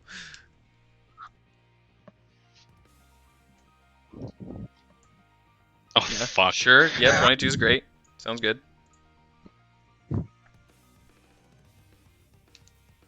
Oh, it's force damage too. That's yeah, this door's opening. Yeah, so straight up, just like there's a big, nice, demolished like chunk of wood, just like splinters where the lock is, and there's like the door is slightly ajar at this point, so you could probably just push through it, get it open. There we go. Be careful with splinters, though. They can get infected. Don't worry, DM. We're just gonna get arrested in session 1. Don't worry. I mean, okay. Alright, So so what is the marching order? Who enters first? I guess I'll go first. And I'll be right behind him. Yeah, I'll go in the middle. Always the middle.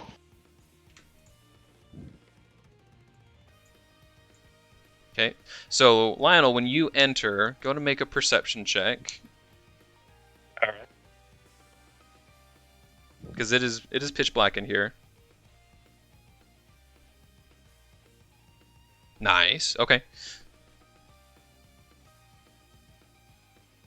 So what do I see? Let's see. So first things first, as you guys enter, you see a very dusty room. You do see that there is to your left a hole in the floor that looks like the boards on the floor have been tore up, and then dirt and rock have been pulled out and put to the side. There's a couple of really nasty beds that do not look like they have been taken care of or washed at all. There's a large archway between the two rooms, the big room where you are and the like front entrance room is the little side room. Is there a chunk of ice in the hole? I mean, if you guys inspect the hole, you need to get a little bit closer, but it does look a little wet. Okay. But right away, Ligari's gonna go ahead and light up his torch again. sure. So that the humans and the dwarf can see. Yeah, I think you're still good. So your light is still up. So as you guys are walking in and looking at all of this, like Gari, you don't see, but you hear some like scratching or some movement under the beds. Okay. Ligari kind of gestures towards the bed and is like, "I think we got another one, guys." When he says that, I'll pull out my sword and shield just to get ready. Ligari's I kind shall of do the same.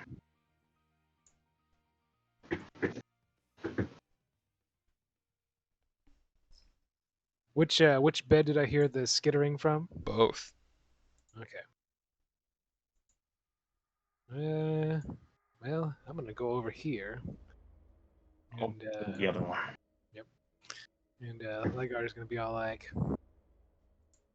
"So, it's not terribly healthy to hide under beds, especially when they're nasty looking. Perhaps you could come out. We could find a better place." Okay, what's everyone else doing? Is like Gari's trying to negotiate with whatever's under these beds.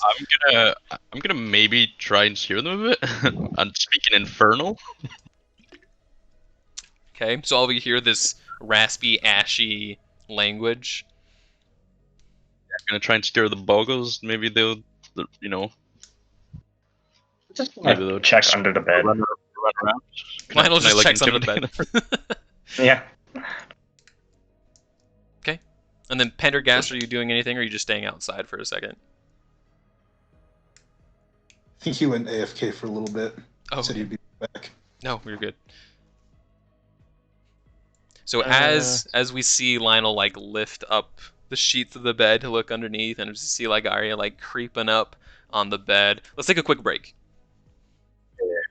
and then we will come back and roll initiative. Okay, so I will see you guys in just a couple minutes, maybe 5-10 minutes. Yeah. Go to the bathroom, get a drink, Alright. get some food, get some Alright. snacks, Sounds good. and I'll see you guys Sounds in like a just a plan. second.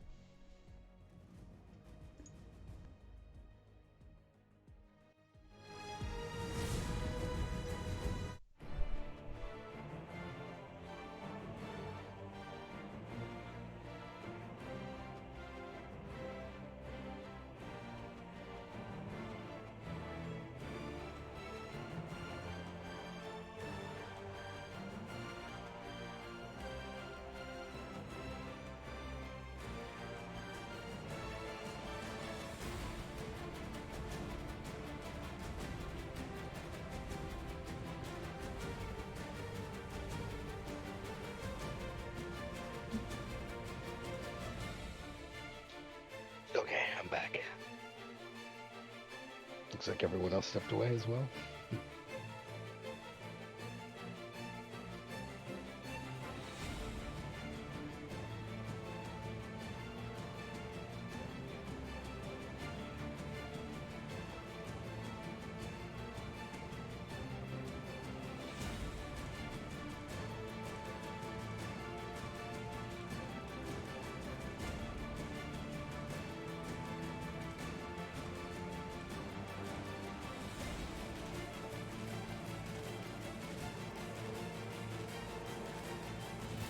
Yeah. So, police going mental outside. I'm sorry. Police going crazy outside. Oh no. Weird stuff. I got myself some ice cream. Because it's far too hot. Yeah, it's so hot, and it was crazy because today it's been raining, and yet it's still blisteringly hot outside. Well, it's probably not as hot for me as it is for you, but like, you know, compared, you know, you guys are used to the heat more. Yeah. I'm in Scotland. Well, I guess that's true. You have to deal with that. Yeah, bro. You know, I'm all about the rain. I The gotcha, rain I gotcha. winds. I'm a Celtic warrior.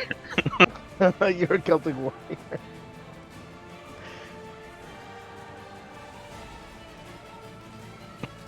Sucks. This year's been horrible for heat for us over here. We normally don't get like over 20, but we've been getting like constantly over 20 this year. It's wow. really bad.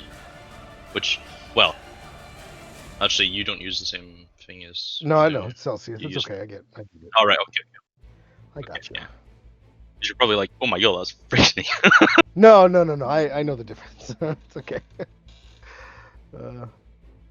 But I mean, that's so for us. Even 20 degrees. That's like what 80 or so Fahrenheit. Yeah, that's kind of been what it's like over here. It's been between 80 and 90. A lot. We got a pretty big heat wave out here. 20 is 68 Fahrenheit. 68. I was wrong. Okay. Yeah, we've been getting about 20 to 26, and 26 is 78.8. All right. So then, yeah, over here, to me, 60 is like that's good. That's what I wish it was. You know what I mean? Like 68 to 70 is like that's a good day. But yeah, it's been Hey. really hot. Yeah, for me, a good temperature is about like 57.2, 57. You know, I like 14 degrees Celsius. That's a good temperature. Nothing wrong with that. Oh my God, Lex, stop it. No. My cat. What is that? No, right. Yeah, my cat. Yeah, I can tell. Like, yeah, my cat's really annoying. This cat, I tell you, he likes to when he wants something from me, he'll pull on my headphone wire. Like he'll start playing with it because he knows I don't want him to. Like he'll never do it unless he wants something. It's better than what my cat does when she wants attention, which is literally slowly biting into my cuff. No, they do that too. No, they do that too. Both of my cats do that. They'll like come up and rub up against my legs and then start to bite me. Not hard, but like like, hey, pay attention to me. They do it all the time. Yep. Okay, I have returned. Welcome back. Same. Also, I have a quick question. There's like these orb pop-ups on my token. Is there any way to get those to go away because they kind of get in the way of other stuff? So you would just double click on them and they'll get small, or you could just X them out. You're talking about like the boggle, or? Okay. No, it's like shows my like AC and health and stuff like that. And these orbs Just click off of your token, Okay. and that should do it. Perfect. Yeah, sometimes it does get bugged, and when you and that will show up like for until you like refresh a couple times. Mm. Robin, where's Pin? Yeah, can everyone see each other's HP? I think Pendergast is the only one that doesn't have HP at the moment. I can't see Felix's either, but it just might be because his token's too high. Yes, your current HP is like Okay, yeah, I can see that. past the sight bar. That's all. Oh, why don't I have HP? That's I weird. can't see how healthy you are. Oh no. Yeah, Mygari is deeply concerned about your health levels. He's actually dead. Pendergast's was just broken. Hold on. He was a zombie this whole time. Why am I so broke? I am a zombie. How'd you know? There you Figure it go. out. There's some HP. No one tell the paladin. Yeah, no 12 one tells HP. Oh my god. You'll have to make Oh, an did I hear excuse- something? Huh? You'll have to make an excuse every time he starts throwing radiant stuff around. It's like, no, it's fine. I'll just be over here. You're gonna get like one to two shot pounding. I'm photosensitive and you're glowing, It's all good. All right. I just have this really weird family allergy. Don't worry about it. Yeah. Light just really hurts. You can't get this pale by being exposed to light. Come on. Exactly. This pallor took work. Yep. Yeah, bro, don't worry. Spells are totally not bright and horrible. Right?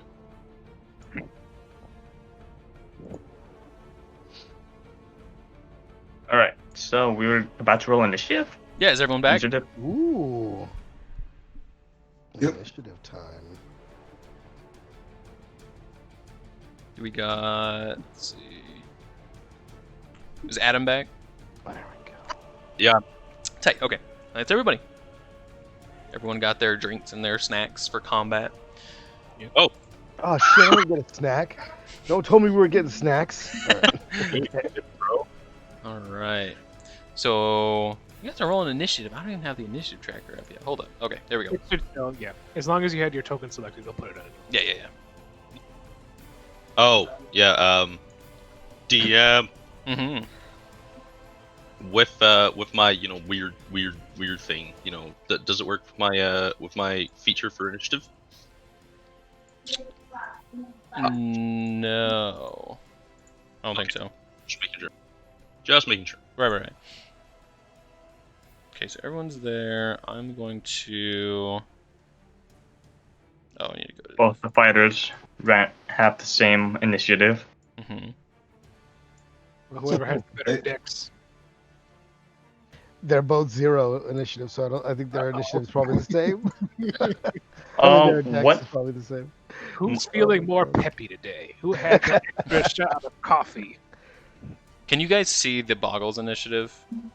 Nope. No. No. Excellent. So I can just Yes, put. if he's on the DM layer. It's Yeah, if fine. it's on the GM later, then it doesn't show up. Fantastic. Each one of the boggles got a natural 20.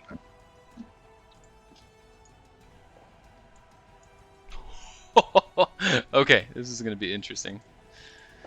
So You better not got more than me. Come on. get some of these and some of these.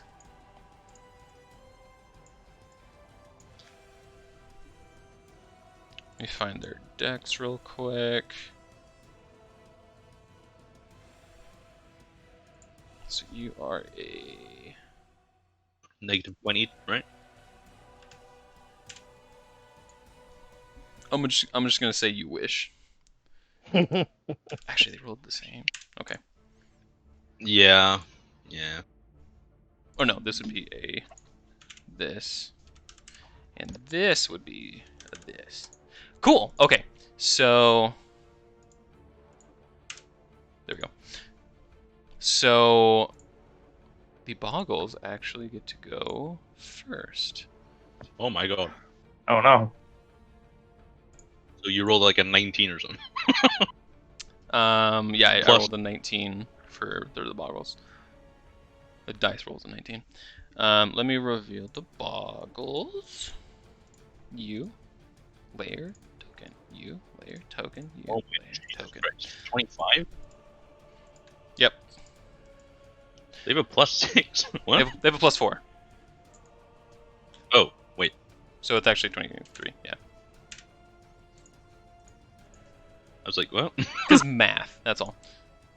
This is what happens. We made him do geometry now. Now it's No, you gone. ruined me. D&D. That's fucking no. D&D right there. Yep.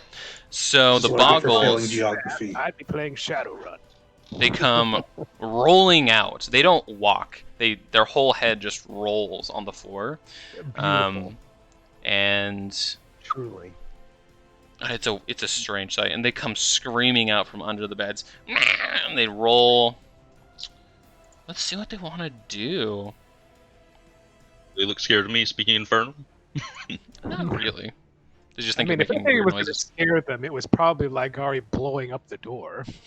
Yeah, they definitely what knew happened you to were it? coming for some What the strange hell happened to the reason. door? Yeah, I Excuse me? wonder why. I wasn't here for the door blowing up. What? How did Huh? how did they expect us? Yeah, the door was barred, and so Ligari was all like, Well, we're under the charge of the city, so this isn't breaking and entering. Right.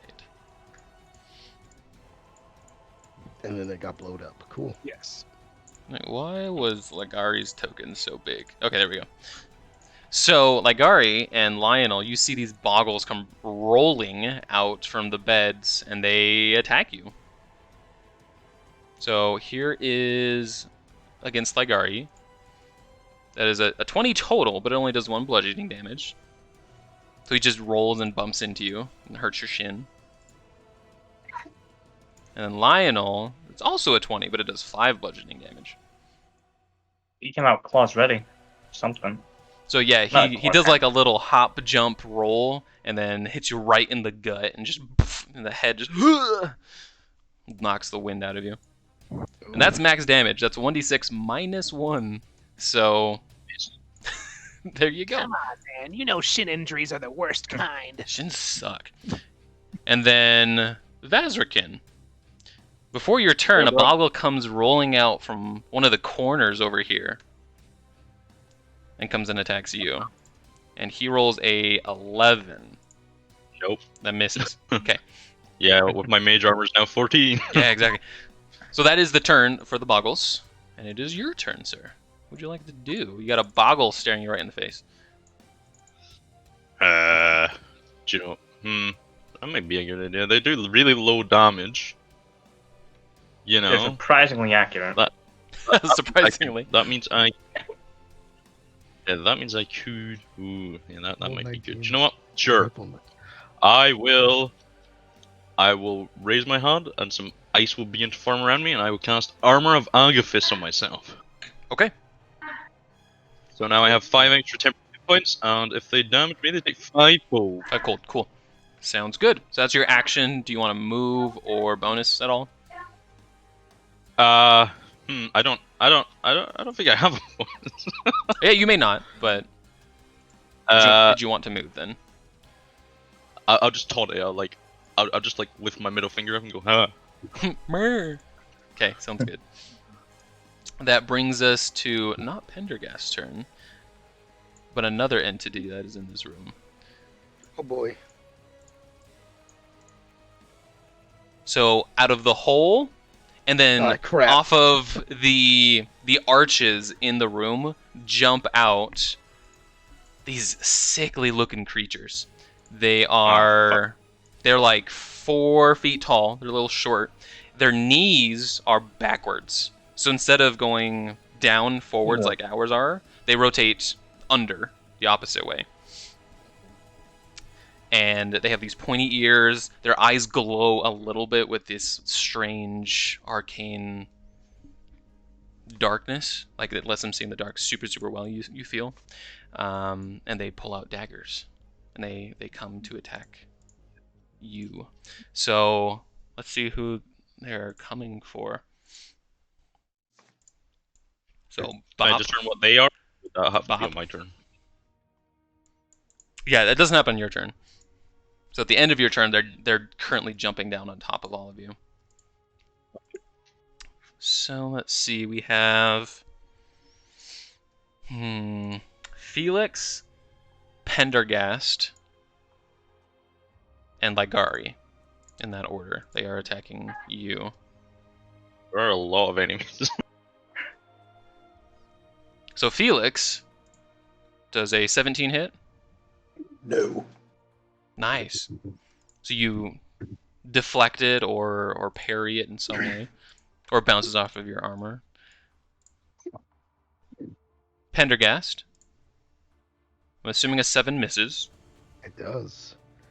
Thankfully, because Yeah. you know my AC is really low. Ligari. Lastly, does an 11 hit. It does not. Nice. All right. So yeah, these creatures they come out, but they were surprised that there's so many of you, and they're just whiffing all of their attacks. But that does end their turn, which brings us to Pendergast.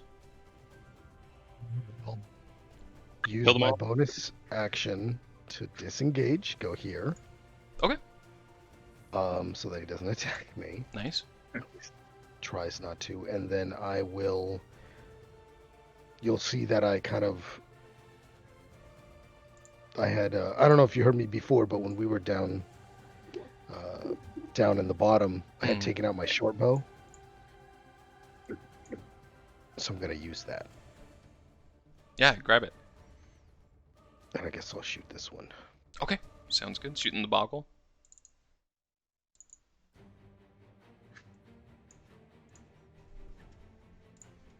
Does a 20 hit? A 20 definitely hits. Yeah. 3 I sure damage. hope so. 3 damage. Okay. Mhm. And that's my turn. Yeah, gets shot right in the chin. Don't I? All Never right. mind. Don't I get sneak attack? 'Cause You he's definitely there? get I sneak don't attack. Yeah, remember. they're adjacent to. Awesome. Oh, I never set up sneak attack. What is that? Just 1d6, right? Yeah. Yeah, currently, I First think, time playing a rogue, so forgive me. yeah. Rogues Which are one did you fucking attack? amazing. Baby. Nice. So 9 total.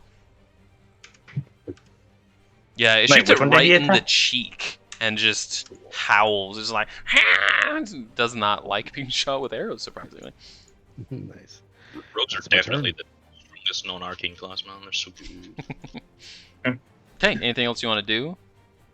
There's nothing else I can do. Sounds I've used up everything. Like, all right, you are currently kind of surrounded. Okay. And which one did Pendergast shoot again? He shot this one. The one in front. Okay. Yeah. Okay, so I'm going to. Yeah, I guess I'll just. I will. I'm gonna cast Hex on that one. And then I'm gonna shoot him with my Eldritch Blast. On the hurt Okay. one? Yes. Oh. Just to make sure he's extra dead. Trying to. Well, you know what? Do you know what Hex does? Yeah, Trying to yeah, yeah. make- You're good. Trying to go up, but it's all like, no, too bad. You would have disadvantage on the range, though, right? He's shooting something that's not within his range, so he's okay. Now Okay. it showed up. But I'm assuming 11 misses though. 11 does miss, yes. Okay. So you're trying to shoot between Vazrikin and this creature in front of you, and it's just a weird angle, and it shoots a little too high. You're not used to shooting something so small as a boggle. They're a little weird, jumpy creature, so I'm just gonna give it. barely missed. I'm gonna give it disadvantage on his dex. On his like dex, is it saving throws or checks? checks. It says the target has checks. disadvantage on ability checks. Cool. Okay. Good to know. So let's give it like a little mark. Hexed. Okay. Anything else? Nope. Okay. Lionel, you were currently flanked between a couple of creatures and not in a good position. Lovely.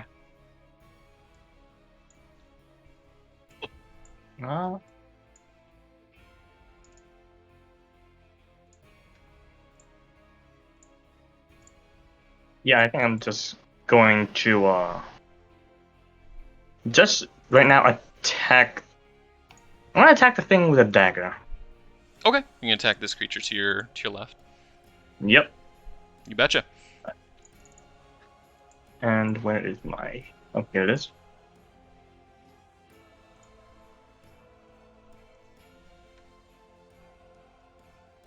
$16? Yeah, that And- hits. Yeah. All right. And how? And then just click. Yep, there you go. 11 damage. Very nice. Mhm. So yeah, you get a good slash out of him, and he takes all of it. You see him like clutch his chest, and he like whispers something. Actually, what languages do you speak? I would assume something Fey-like, but I don't know. 'Cause I'm assuming you speak like Elven and Common. And... Oh yeah, I speak Elven, Common, and Gnome. Okay, nice. He actually whispers in Elven, like, "How dare you!" And that immediately catches my interest. Yeah, I'd say so. Anything else you want to do? I guess I'm just gonna shout out. I'm gonna shout out that these things can talk. They might be able to think. So they're not. Very true. All right, cool. Felix, it is your turn. I will just be swinging at the big guy next to me. Do it. An 11 does miss. So it is recoiling from his slash from Lionel and leans to one side as you swing up just a little wide and miss. Do you want to move bonus? I'm actually going to use my action surge. Yeah, did it. Nice. Do the thing. Yo. 16 hits. Oh yeah, it's super dead. Alright. So as he's growling something at this half elf next to you, you just two quick slashes, one misses and one just catches the tip of your sword, and you take that tip and just drive it through and pin him to the ground, and he's mucho dead. You still have your movement if you wanted to do anything.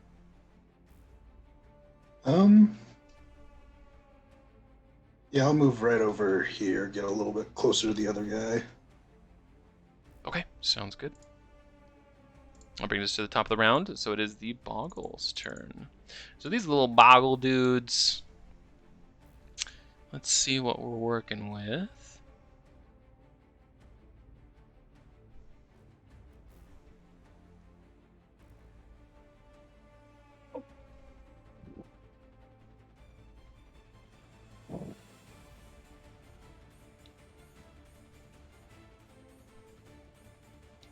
Okay, so these Boggles, they're gonna spend their turn rolling on the floor.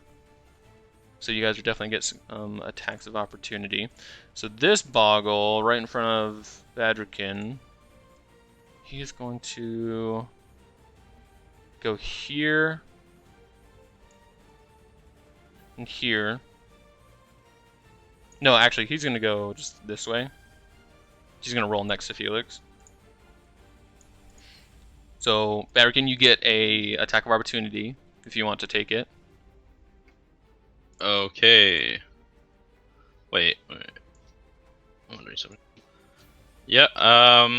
So this is gonna go really well. Let's see. Actually, that would take my reaction, right? It would take a reaction, yep. Never mind. just in case. I've got some things that need reaction. So he creates this black, splotchy substance on the floor that he enters. And you see, like, as these things roll, they're leaving this trail of black ooze behind them. Damn it. So that one's next to Felix now. This one next to Ligari, he's gonna roll, like, under his legs. And end up... It's gonna end up here. So you also get an attack of opportunity, Ligari, if you want to take it. Okay.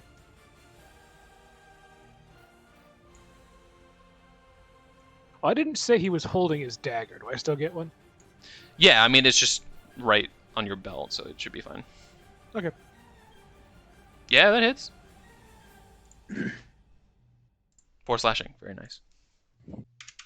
Yeah, you stab it real good as it goes between your legs, and you're just like, hey, come back.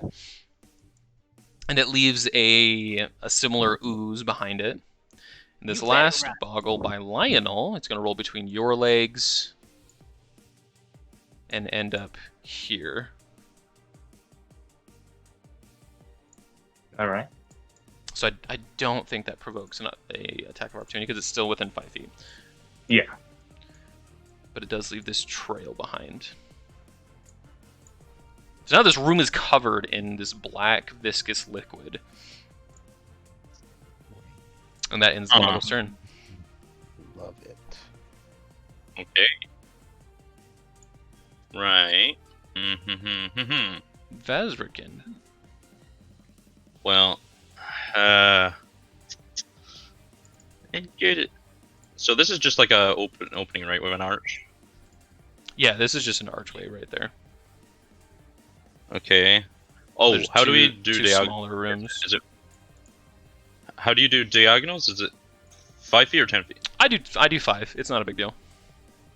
Okay. Just making sure. It's different for like a lot of people. It is, yeah. So I'll move here and then. So the boggle will get an attack of opportunity if you walk away. The darkling, yeah, right? Because it's there in the fucking. Yeah, so he would attack you, right this way. Oh wait, Yeah, right. this Oh guy. yeah, I was there, Yeah. Yeah. wasn't I? Sure. Okay. He crits for a total of 1 damage. So he takes 5 Devastating damage. crit. Okay, so he takes 5 damage back, and I've still got 4 temporary hit points. Yes, you do. Yep. Oh my god, beautiful. So as he just goes to hit me, I'm just like, and he takes the cooldown. I'm just like, ha! That's Ridiculous. And then I will. Oh, I could do that. I really don't want to. I'm thinking about going for a couple spells, but I really don't want to do that. That's a bad idea. Unless up to this you. is like the fight. Right. I'm just gonna attempt to frostbite the guy in front of me. This guy. So make it DC 13. Okay. I got 6. It's a Constitution save. Yep. Okay. It rolls a 6. Yeah. Nice. So he takes 6, and he's also got disadvantage on his next attack. Cool. Okay. Ah. We'll do this guy. Disadvantage on his Vazrikin attacks. for the. Okay. And then anything else you want to do? No, I'm just gloating. Okay. Sounds good. Laughing at that little bug. Right. So it's the Darkling's turn now. One of them's dead, so there's only 2 left. So let's see. So the one that you just hit is going to attack you, Vazrikin, but it is going to be at disadvantage. Yep. So that's a 11. Yeah, no. Okay. And the disadvantage is now gone. Which brings us to this guy. He's gonna rotate one sideways and attack Felix at an angle. 13, I'm assuming misses. Yep. You guys are sucking it up. Ooh, I did forget something.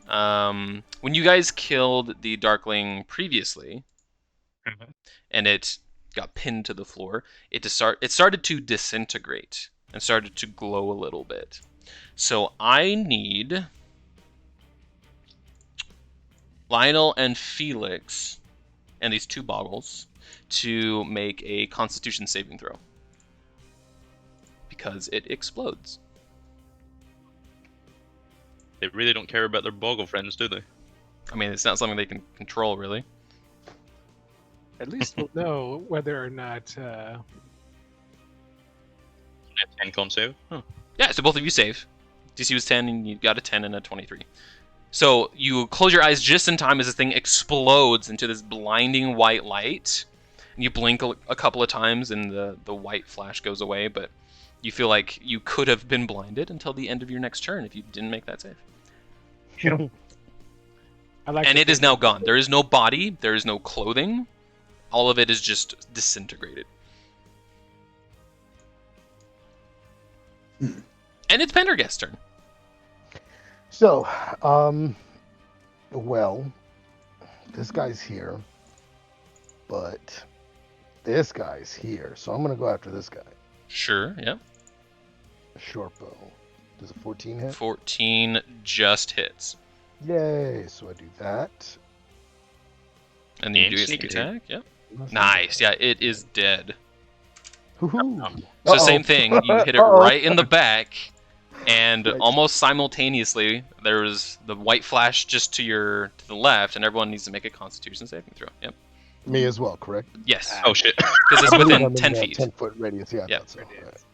10 feet. Ooh. So Ligari, you are considered Come on, blinded baby, roll good. Ooh! Alright. until its next turn. Well, blinded is rough.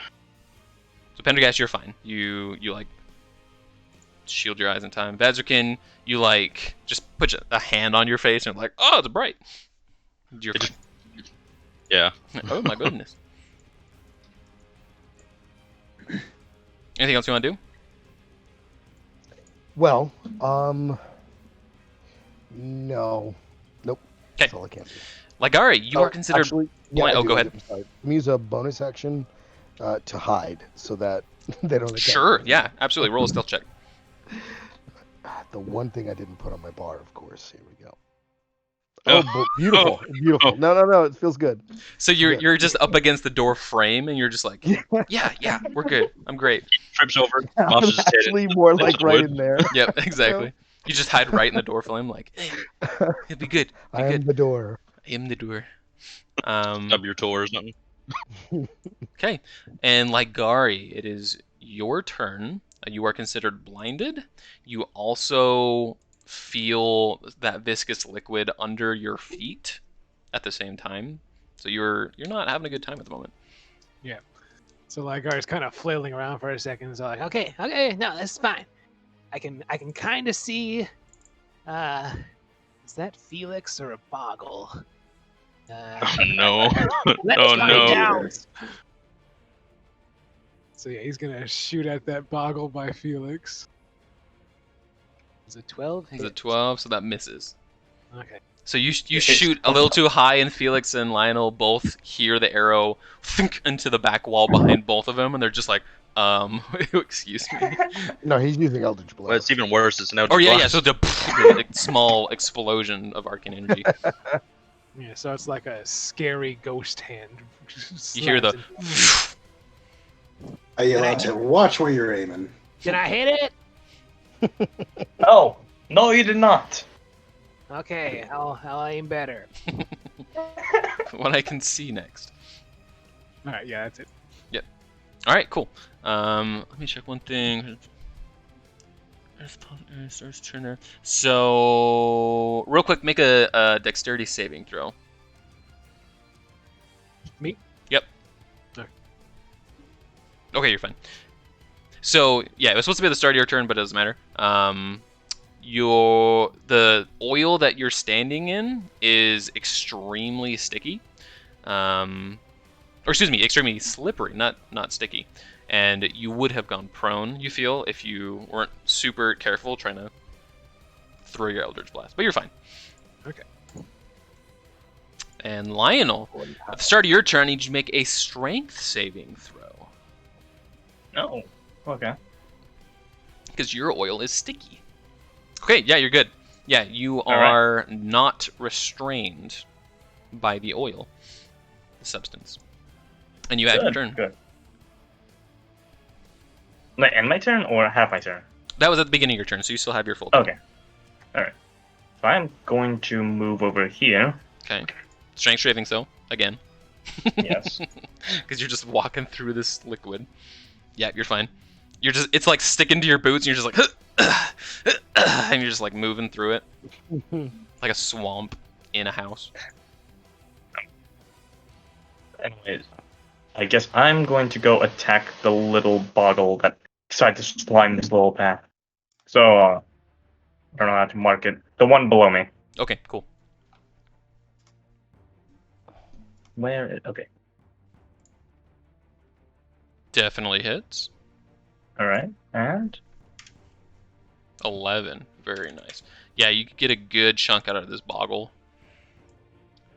It's probably like missing an ear, just right down the side of its face.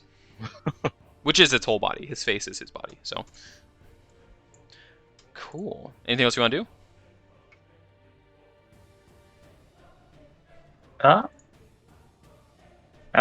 the moment... No, I don't have any bonus actions I could use. Yeah, you're good. Felix. All right. I think I'm just gonna be swinging at the boggle right above me. Okay. Yeah, that one is considered lit, and it is hit. About to throw a fit. Watch me rhyme. Yeah, that one is on death's door. So you just stab it right in the face. Maybe pop an eye. It's just making all these weird gurgly noises. It's like spewing this viscous liquid from its body. Yummy. And Yeah. that'll end. Fantastic. It's the Boggle's turn. Let's see what we want to do. I'm surprised the Boggle stayed alive longer than the I other know. dude. I keep trying to. To be fair, they do have slightly more HP. Not a lot more, but... The other guys are more threatening, you know. Yeah, they have daggers. That is very true.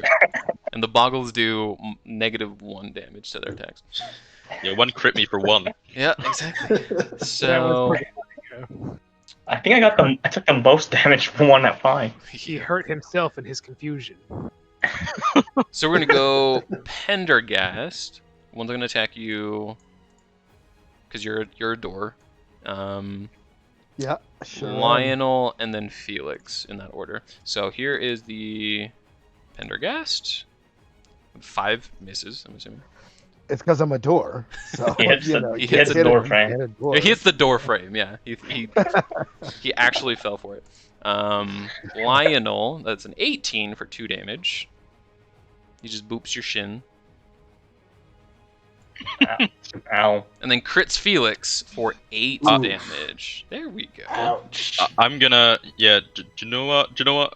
Sure. I'll reverse time and stop that natural 20. So he it's has just to a roll normal again. hit? Okay, so 4 damage. No, not stop it. Like he just rolls again. Oh, he just rolls again. Okay. Yeah, so a weird golden light comes at my and time sort of reverses a bit. Nice. So he forces a reroll. Okay. The reroll is That's another like- natural oh my 20 Oh my There's more god. damage. for 1 extra damage. So thank you so much for doing that. I'm just like, huh. I got you, Felix. Don't worry. Oh, oops. Yep, If so I have Felix, any memory of the first hit, then I'm flipping him off. yeah, so how does that work? Does he see the boggle like and then go back, or does he not see anything? He just sees it as if it was supposed to happen in the first place. Well, like I just control time and like it sort of rewinds back, and then I sort of call out to like try and make him see it, but he still doesn't see it. Okay, so yeah, Felix, So- you see this boggle hit you, but you don't feel anything because the boggle then like unnaturally magically goes back to where it was a second ago, and then like fast forwards and hits you again even harder. It's I Yeah, was really like weird. Felix, watch out, and then you're like, huh? Exactly, that's what I was thinking too. It's like you're like, look out, Felix, and then Felix looks in your direction, and then he gets hit. He's like, what is going on? Okay, This but is yeah, still experimental magic. Oh yeah, also, I look younger. yes, yeah. So all of you see, like, as Felix looks back at Vazrikin, you see like his liver spots on his face fade, and his hair gets a little darker and thicker. Feel like I just- something crazy is happening to the dwarf, but I can't see it. I just look back down and I'm like, huh. I've never seen this happen before. And it is your turn, Vazrikin. I'm just very happy because I'm back to what I used to be. I'm like, It's beautiful. do you know what? Fuck it. And then, which one is damaged, like, really badly? The one that Felix is fighting is on death's door. It's missing most of its face. Oh. That's why it's so mad. Okay, do you know what? Fuck it. My Yeah, sure. face. Let's. So, three little golden missiles come out from under my sleeve, and Yeah. Oh my. Absolutely dead. Yep. You see this boggle I got it! melt slightly as it dies finally. Experimental magic. Still need to get the hang of this. magic. There we go. And then Okay. I will walk back here. Okay, yep, and then you move over the corpse of the well, it's not even a corpse, the ashes of the where the creature was. Yeah, you see, I'm just moving back, just constantly looking at myself like, Ooh. like happy. Ooh, check this out. Which brings us to the creature's turn, the last one, and yeah, it's gonna attack Felix, and they do have flanking. I don't know if they did before, but they do now. So he does get advantage on the attack. So it's a 22 for 5. I mean, actually, he rolls 2d6 because he had advantage. Oh, So- shoot it, bro. That is gonna be 7 more. I don't know why it's rolling whisper. So 7 plus 5, 13. Oof. That's exactly how much health you had. Yep. So you see Felix get stabbed by this creature, and then just kind of crumple to the floor and fall on a pile. I guess Awesome. I'll try again though. I'll You're gonna try try time out again? again. That went so well the first time. It's still gonna be at advantage though. Yeah. But you know, it might roll lower in damage. Okay. So Oh. that's 10 plus 5, so 15 to hit. That misses. Ooh, it misses. So And I you feel the stab, but it doesn't hurt because the dagger retracts from your body unharmed, and he goes to attack you the exact same way, and you deflect it this time. Nice. You're like, oh, can that's hear how us that going. works. Okay. Just hear a shout in the corner and It go, was supposed to be yes, my fault. I did it. Kind of like double check where I got stabbed the first time. Make sure Yeah. I'm fine. It's like, okay. Oh, okay. We're good? I think we're good. Okay. And the Darkling looks very confused. Like, I thought I stabbed you. I'm sure I stabbed you. He looks at the Whatever. daggers and like, what the hell? And that ends his turn. Which brings us. So, Ligari, you are no longer blinded.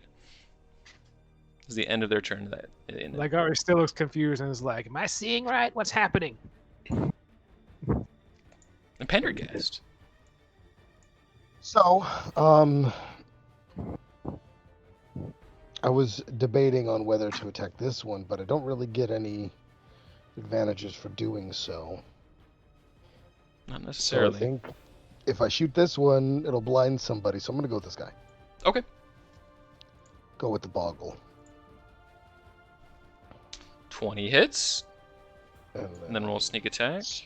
There we go. Yeah, he's dead. Nice. So this boggle deflates like a basketball with not enough air in it slightly. And it leaks a little bit of juice onto the floor. And I'll try again. Okay, I'm gonna step over here. Okay, sounds good. I'm gonna. Bonus action hide. hide.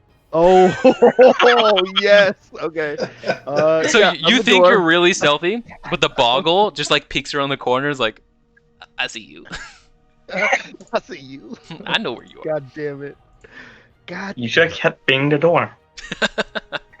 I am. I did. I decided I'm just gonna be the door again.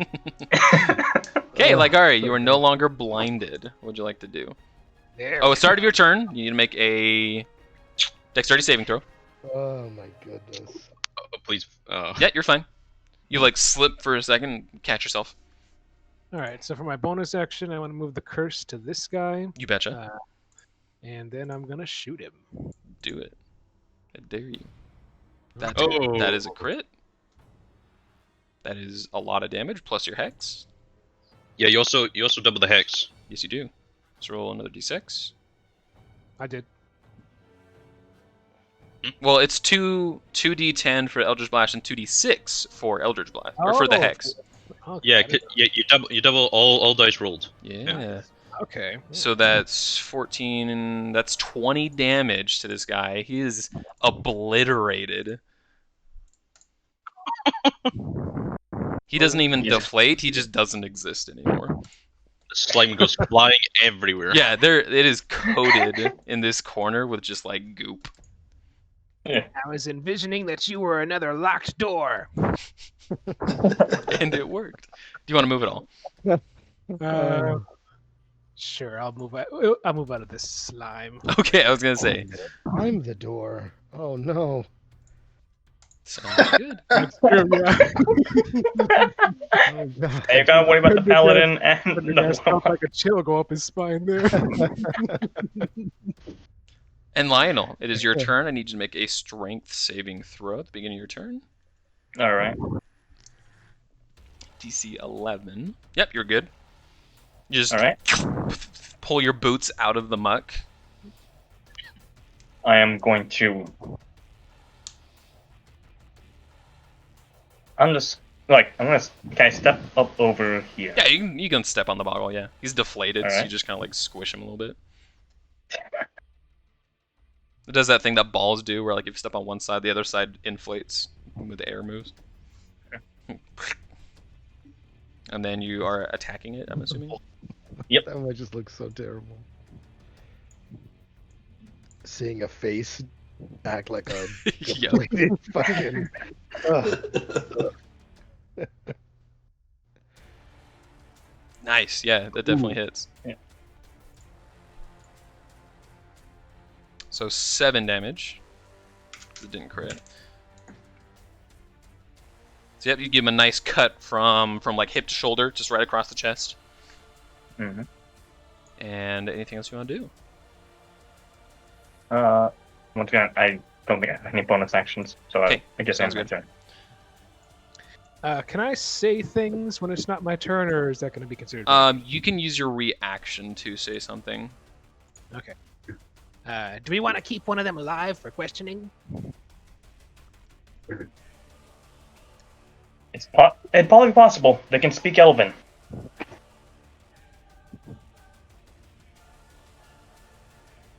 That would be prudent if we could. Suppose if I have to. Yeah, so Felix, you hear that, and it is your turn. What do you do? I guess I'll see if I can knock him out. Use non-lethal damage. Yeah. Okay. How do I roll for that one, though? It's just a normal attack. Okay. 18 hits. Yeah, and he is knocked unconscious. Do you see him just fall in a clump on the floor? You hit him with like the back end of your sword, or like the flat of your blade, or how, you tell me how you do it. I just smack him on the side, like on his temple with the side of my blade. Nice. Give him a nice little slap. Yeah, and he crumples unconscious. We're out of combat. We did it. So the slime on the ground doesn't go away. It's still there, and it's still annoying, and it's gross. Then I will be staying right here. I'm gonna take my rope and tie up the unconscious one. Sure. Yeah, absolutely.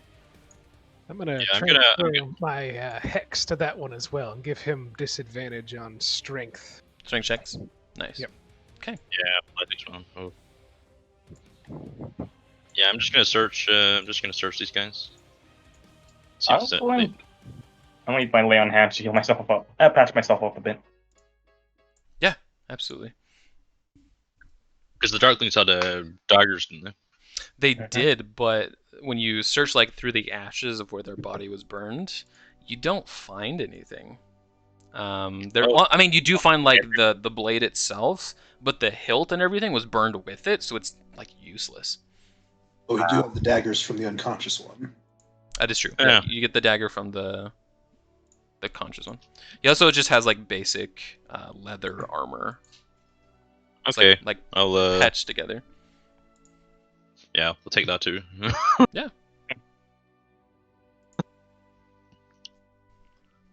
I'll just take the dagger and give it to to Pendergast, since he seems to be the more roguish guy. Actually, no, I need the dagger. Never mind. I'm gonna take it for myself. So he goes, But I Yeah, have done it. You're about to give it to him, and then you take it away. true dwarf. Yeah, I totally forgot fashion. Yep. He's like, half elf. Never mind. Don't worry about Well, Racist. it. well, I have a quarterstaff right now, which is -1 for me. That's pretty bad. Felix, do you need some healing?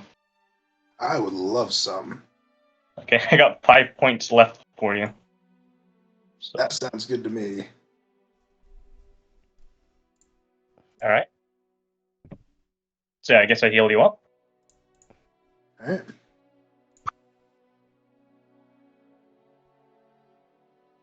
And Well, that's that's as a lot of much as I healing can. for today. As much healing as I can give for today. Let's All right, well, I suppose we should bring this guy to the captain and see what he says. Yeah. Well, Captain's not here technically. He's gonna be gone for a couple Oh, yeah, of that- days. Yeah, Tristan's not. Now we can bring it to whoever gave us the mission. Mhm. Apparently, this town is infested with weird things. Yeah, we'll bring one of the boggles as well. I still have the It one would in be a this bad bag. idea to poke around the rest of the house. Yeah, is there like a second floor, or is it just the one? Just the one for this. Is the stuff gone yet? You guys are in there for like 5 to 10 minutes searching through this stuff. After about 10 minutes, it starts to disappear. Let me double check that, make sure it's 10 Then minutes. I'll step in. Once that stuff is gone. I'm wearing expensive shoes, okay? Oh no, it lasts an hour. Damn it! So yeah, it's there Ah. for a minute. Like it doesn't go away while you guys are still in there, unless you are trying to take a short rest in here. I take a handkerchief and I throw it on the ground and then I walk over it. And Okay, make a Does that work? dexterity saving throw. no! Yeah, it's slippy as well, right? Yep. The He one right in just front of the door is a soaks slippery. through Oh, son of a bitch. Everything Fall. is. Yep. So everyone sees Pendergast as he walks through the door. He puts his My his cane snake his handkerchief is down. And he steps on it, and his foot just falls out from under him, and he falls straight just on his banana back. His peels back it. is covered in the slimy ooze. This He nice does little not pea look coat. happy. He looks very unhappy. Oh yeah, what's in this? I'm gonna look it down into this hole. Yeah, hole goes at an angle down. So Towards the this tavern. this is really, yeah. Yeah. Mhm. Does it go any other way? Or is this? Is Nope, this just goes down straight towards the tavern this way. All right. okay. Shall we start dragging out our captive? Yeah. Sure. And what's what? I guess I tried to pick him up. Sure, yeah. He weighs like 80 pounds, like he's just Little guy.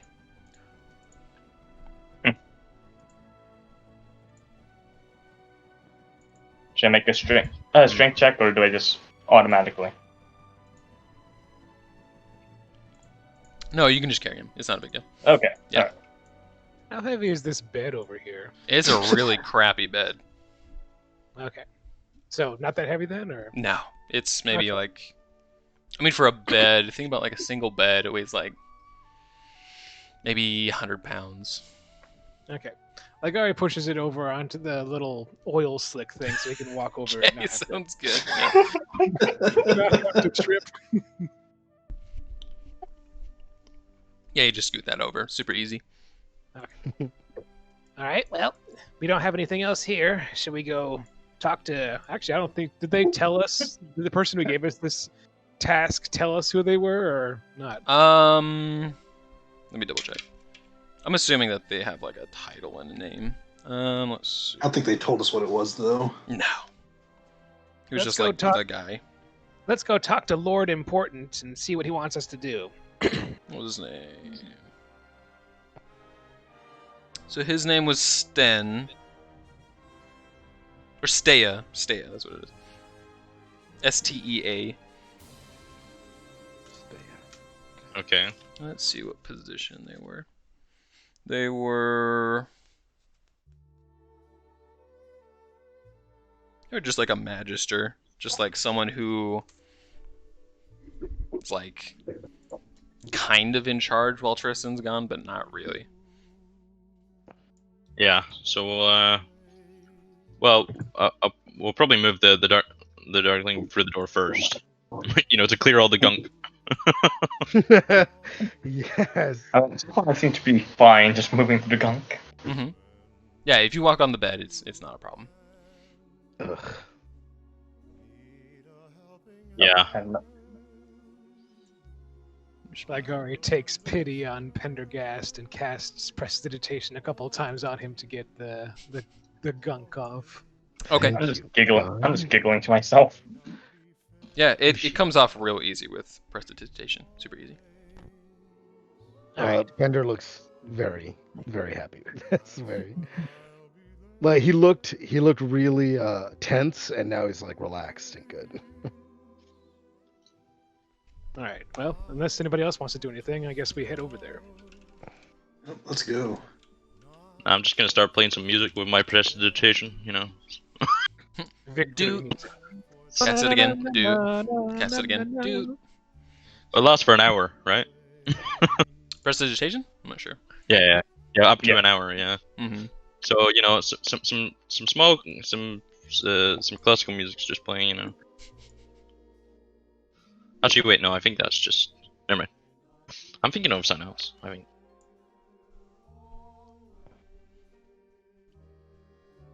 So No, that's sensory effects. notes. Never mind. should we move ourselves, or are you gonna take us? I mean, yeah, if you guys are going back to the castle, we'll probably just go to this screen. Just roleplay it out. So, you guys take them back. You get the boggle from that room, or do you get the boggle from like the basement and the haversack that you have? Yeah, I Ligari. think we still have the boggle from the sack. Yeah, Mhm. Ligari was just carrying it around because he didn't want to leave it in the inn because he was worried that it would corrupt things. So we got a boggle and a weird. Yeah. Yeah, and a little weird creature. You guys are walking like out of the alley when you are stopped by like 4 guards who are running in your direction, like, "Stop where you are! Don't move!" What? What are you guys doing? What's wrong? Ligari kind of looks over to the other half elves and all like, Best do what they say, lest we get a couple of warning shots in the back. I just realized I'm carrying an unconscious body. Yeah, you do. And a dead, deflated face in a bag. Yeah, it looks like a head in a bag. That's Yeah. real nice, real good. Ligari kind of steps forward and is like, Hello! We were sent on an errand by the magistrate, and we uncovered these things. he kind of holds out the little paper that the magistrate gave them. Okay. Yeah, so they run up to you. with like spears drawn, and they're just like, "The magistrate sent you? Yes, he did. Give me that paper." And one of them takes it. The other two still, or the other three still have like their spears pointed at all of you. Snatch it away from him, or did he? I'm gonna step forward. Hopefully, my whole paladin getup will calm them down a bit. Maybe. So they're reading the paper, or one of them's reading the paper at the moment. Are you doing anything while he does that? No, he's just standing there, probably got a tense smile grimace, you know. Yeah, that's fair. And so he finishes reading, and he's just like, he like looks at the other ones, and he's just like, "What were you doing in that house?" Finding these things. He says, gesturing towards Yeah, the, we found Sorry, some I- bottles. Some Mhm. what? some kind of weird monster that messes with things. He kind of opens It's a the sack so they can It's a see. fey-like creature, you know. There was an infestation. Faye. You say We were trying to Faye, clear. and he's just like, "Excuse me?" Yeah. Yeah, you know, they're mostly fairy tales, but you know, they're in the city stealing stuff. We were told to uncover them, to uncover what's been doing it, and we got them. Also, these big things as well. Can I roll to see what those big things are now? Oh, the other ones? Yeah, absolutely. Anyone who wants to make a, well, actually, I would say Vazir can make an Arcana check, and one other person can make a Arcana check if they want. Let's see, 1 second. Let me just have a look to see if this actually works with this. No, it doesn't. Fuck. So you rolled an 11. Yeah. Okay. Yeah, I mean, it's very similar features to some kind of a fey creature. But yeah, you're not quite sure what these things are specifically.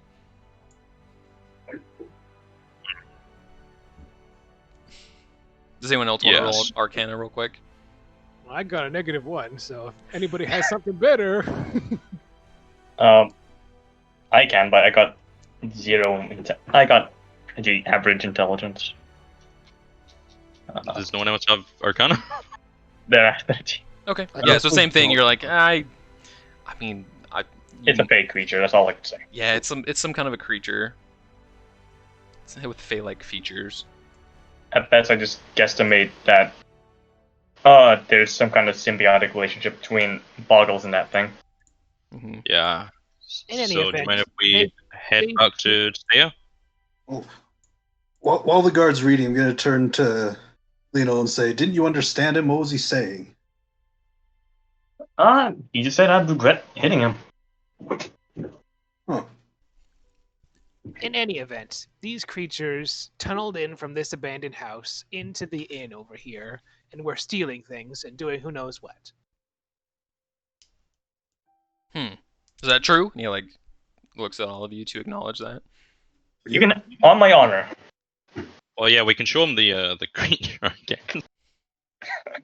Yeah, one of the guy who's like in charge of the team, he like looks at one of his guards and he's like, "Go talk to the innkeeper."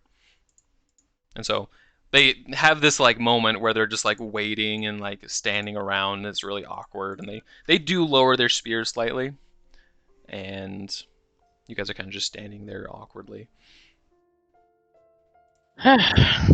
So, arrest anybody bad today? Today? No. Hmm. Oh. Not Okay, yet. I guess. He says pointedly. Hey, Did We you were catch standing here. the sports game? Lygar clearly doesn't know what he's talking about, and he's just kind of saying things he's heard other people say before. Do you think there's a place we could hold this creature? He's intelligent. At the very least, he could speak Elven. It would be good to have this thing in a more secure facility. I can mean, only. We can take it off your hands if you like. we're gonna bring back to Staya. Yeah. To see what he wants to do. Hmm. I don't think they'll allow that creature in the castle. Exactly what I was Well, asking. we might be able to interrogate it, see if there's any more of them in the city. If anything, they'll just keep it at a guard post, or the officers post in the middle of the city. There's a guard post maybe 2 blocks down. You can hold it there. Okay. Alright. Sounds good enough to me. I'll try to come around later and see if I can interrogate it. Oh, we have people to do the interrogations. Alright, good. And about that time, the other guard comes out with the innkeeper, and they're just like, it's fine, they were sent here, it's all taken care of. And the guy who's like in charge, he hands the note back from the Magister, and he's like, very well. you. I'll have to inform the Magister that you did break into an abandoned house. I don't think that was quite a part of your job description, but I'll let him take care of that. Hey, there's no other way to get in, right? You could have Staring at my contacted Gary. us or the Magister for permission. Ugh. What did the note say exactly? Just to investigate and look to see if there's anything wrong. Because the biggest thing was like the inn was broken into, the inn had stuff chewed on, the inn had like food eaten and stuff like that. Okay. There's nothing about like entering another establishment. But there's nothing that says we can't either. Did you say that? Yes, he's all like, They're just like, There was no restrictions on the Magister's instructions. He simply said to investigate, and during the course of our investigation, we had to enter this facility. they like raise an eyebrow at you, and they're just like, that's It- not how that works. Semantic schmantic. It was a fake creature. It's a tiny fake creature. There's an infestation. Our priority should be taking it out. Infestation. They're like looking at each other like, Enter the house. You'll find a couple bodies. We uncovered quite a bit of them. all right. And then he waves, and 2 of the guards go and like clean up the house. And meanwhile, he'll like escort you down to the guard post if you wanted to drop the creature off. Yeah, I'm going to do that. I'll say to him, do any of you speak Elven? We I Because that's do. what I was speaking for, we right? don't know. I was. Well, that's the only way you could speak to it, really. Well, I'm sure there's people, political figures who know Elven who would be able to translate. Okay. Just making sure few of us can manage. Well, I'm sure the Magister would reach out if need be. All right. Very good. Well, I'm All sure right. the Magister would love to hear this update from you. He's kind of just like, Yeah. you should go now. Please. Hey, good work, guards. You know, just keep on duty. Thanks for the service. Mhm. And I go off. Yeah, follow him out. Start heading towards the Magister's Keep. Cool. Yeah, so you guys walk through town, through the marketplace, and it's probably about, it's like 4 o'clock, so it's like early evening, late afternoon. You guys just go straight there? Well, I don't know. Does it everybody else? I'm assuming you do, unless you want to do something specific. I don't need anything. I'd like to do particular. The only thing I would like to do is maybe go and look at the books, but that's after the mission, I guess. You know, we'll get permission. So yeah, you guys return to the Magister's, or to the Magister, to the castle in Garmsby, and he like leads you to a little side-off room, and for brevity's sake, he asks you like, okay, how'd it go? How's the things? What happened? And you guys, do you hide anything or hold anything back, or do you just give him like the whole spiel? Give him the whole Unless spiel. unless I somebody just says Yeah, yeah, I'll run tell- I'll down. tell him. Agari's gonna say exactly what happened, but he's probably gonna dress it up in a way that makes it sound like it was more necessary than it necessarily might have been. Okay.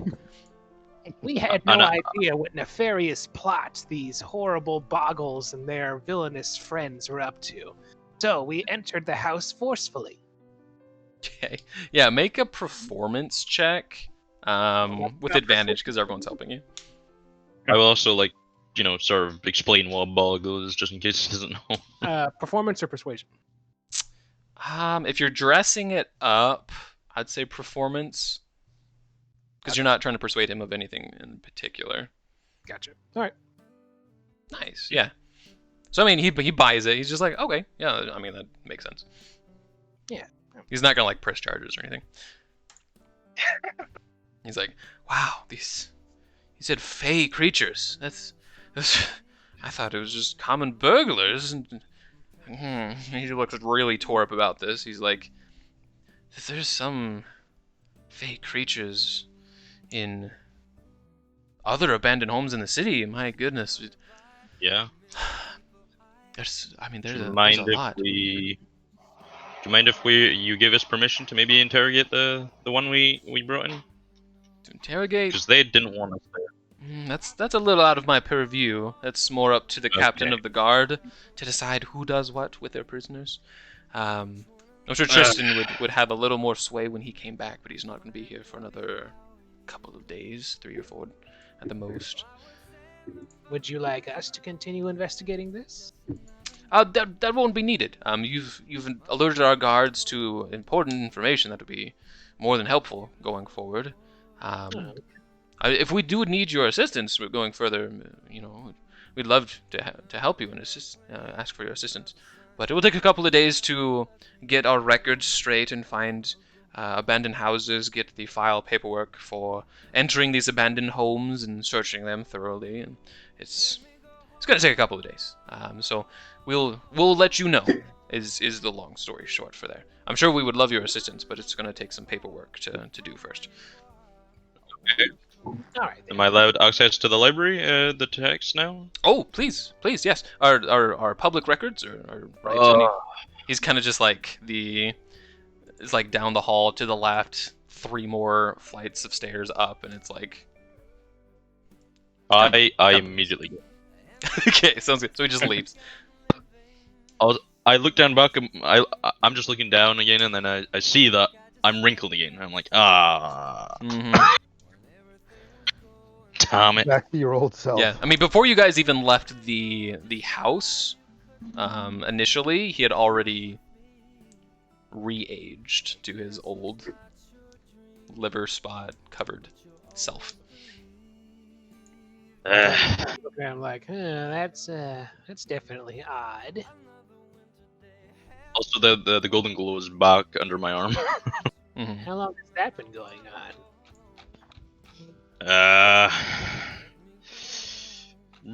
Well, I didn't know about this part. I knew, let's just say something wrong happened 6 months ago.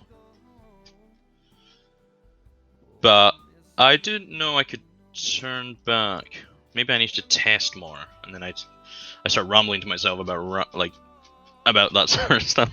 Mm-hmm. Just under my breath, going, maybe if I find a way to do this permanently. You seem like jotting in a notebook as he like walks away to the library, Yeah. making He's some notes. he's definitely a dwarf of singular purpose, I guess. Sure.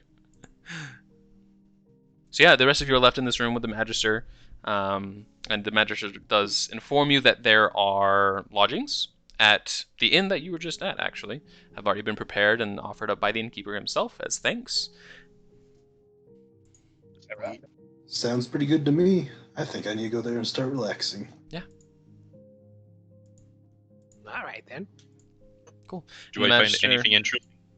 Yeah, we'll have you make like an investigation check, see if you can find anything of worth. Okay. Meanwhile, the Magister does say like, hey, if you guys want to stick around until Tristan gets here, you can do that. So you have a couple of days off. If you want to make a little extra coin, there are some job postings on the bulletin board in town, and there's always something to do. Otherwise, you can just wait until either Tristan gets back or until the guards and the political figures figure out what they're doing with like permission to get into these abandoned houses and search more. All right.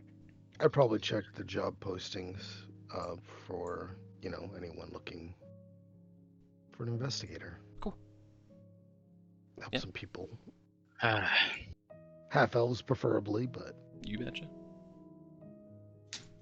So Vaz, it's a 10 total, so Yeah. you find a lot of generic history about Garmsby that you don't find like particularly interesting. You know, I miss Eden. Yeah, Eden's Why libraries am were I here? definitely vast and more informative and more detailed on a lot of things. Yeah. So I'm just gonna be walking back and just disappointed. Okay, sounds good. Who all goes to like the job postings? You guys like, because it's like right outside the castle. You guys can just walk up to it as you're heading to. Might as well check it out. Glance at it while I'm heading by. You betcha, yeah. Yeah, So- like, Yeah. don't look. Might as well do something. Let's see. So you guys look at the job postings. It's a lot of generic stuff. A lot of like little like, hey, I need help planting some stuff, or hey, I need some like laborers to like move my Pizza house. and beer included.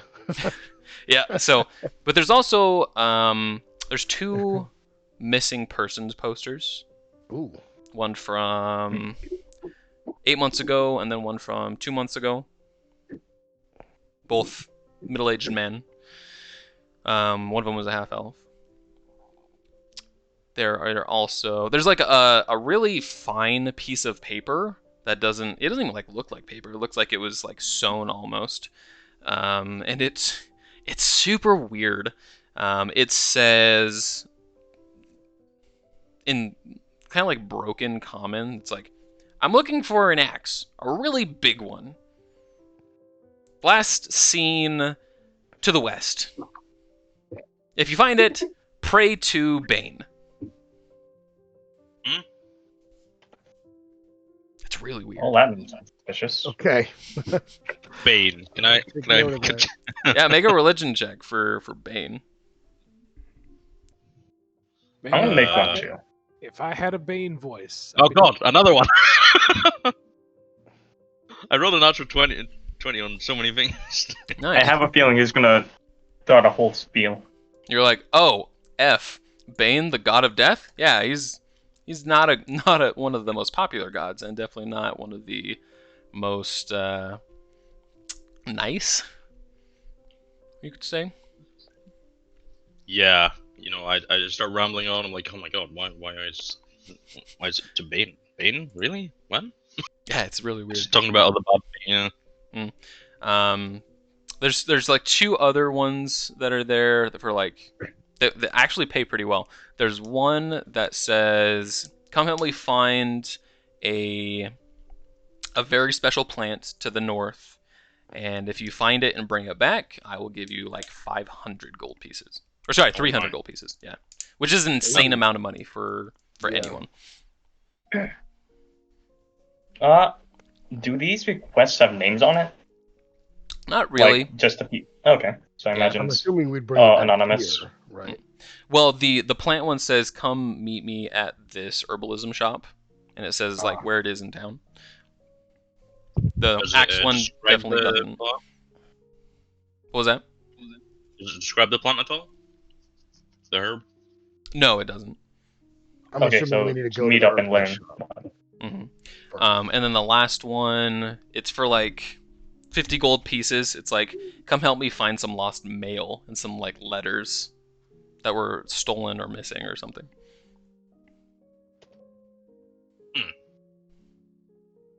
Well, I might have some interest in that alchemy or floral. The like Herbal, herbalism, herbs. like the plant. Yeah.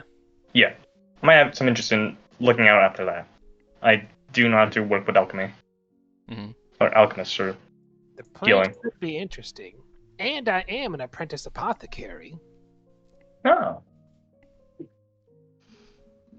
Might be able to learn some new healing elixir. Although that axe one did sound interesting too. But Maybe let's not do the axe one. That's a I very bad gold. I could understand if other people didn't like it. I would be fine with looking for the plant, but I'd also like to look for these people. Yeah, Perhaps maybe. It is connected. Ju- the plant? Or you I'm mean connected certainly to a what bit we more just did? interested in the people. Connected to what we just dealt with. That makes more sense. Hmm. Unless it Yeah, was maybe. or something. Yeah, I feel like I want to help search for these people too. Does it Do did these do boggles they have usually take people? Did the Boggles what? Do the boggles usually take people? No.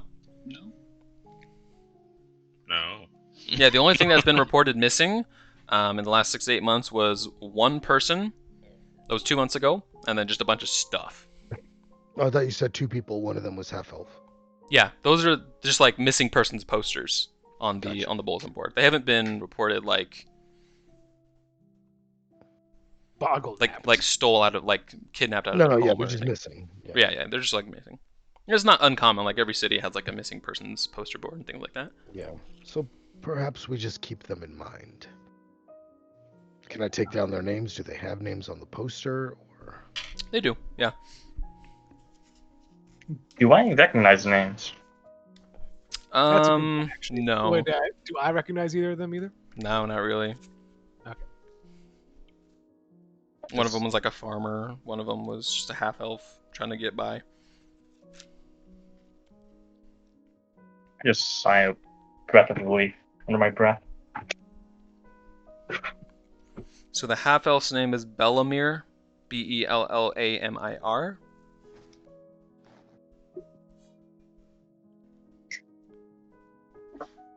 And the farmer was Zo. Z-O. He was human.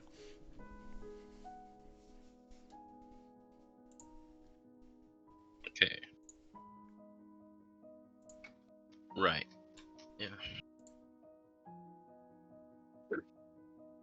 Well, we've got some time to spend while Captain's gone. perhaps the herbalist shop would be our most Yeah. prudent. What did we decide on? Are we going after the plant or the people? Well, I guess we could sort of do both. Like, the plant is probably. Well, the plant will be harder, right? It's a rare I would plant. imagine we'd have to go into the forest. Unless for some reason these two people got lost in the forest somewhere. We probably wouldn't be able to find them there. There is no forest to the north. It's just like rolling hills. Oh, okay. Was the farmer in the same area that north as well? No, or- most of the farms are like literally right outside the city walls. Okay. Yeah, and you don't know how far north or where the direction for the plant is actually going to be. Right. Without Yeah, actually so talking let's to go the to guy. the alchemy shop, right? So yeah, basically same thing I said before. Yep. Probably have to do one or the other. Yeah, let's go visit the alchemy shop. Or the herbalism For shop. now. Herbalism. Yeah. Okay. Can alchemy and herbalism confused? You guys. Yeah. Everyone else's vote is that? Herbalism. At the very least, we'd shop around there too.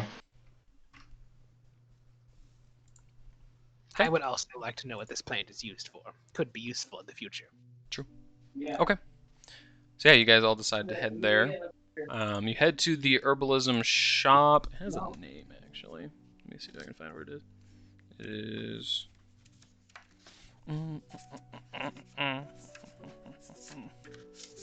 Herbs, Up herbalist. here. Herbalism.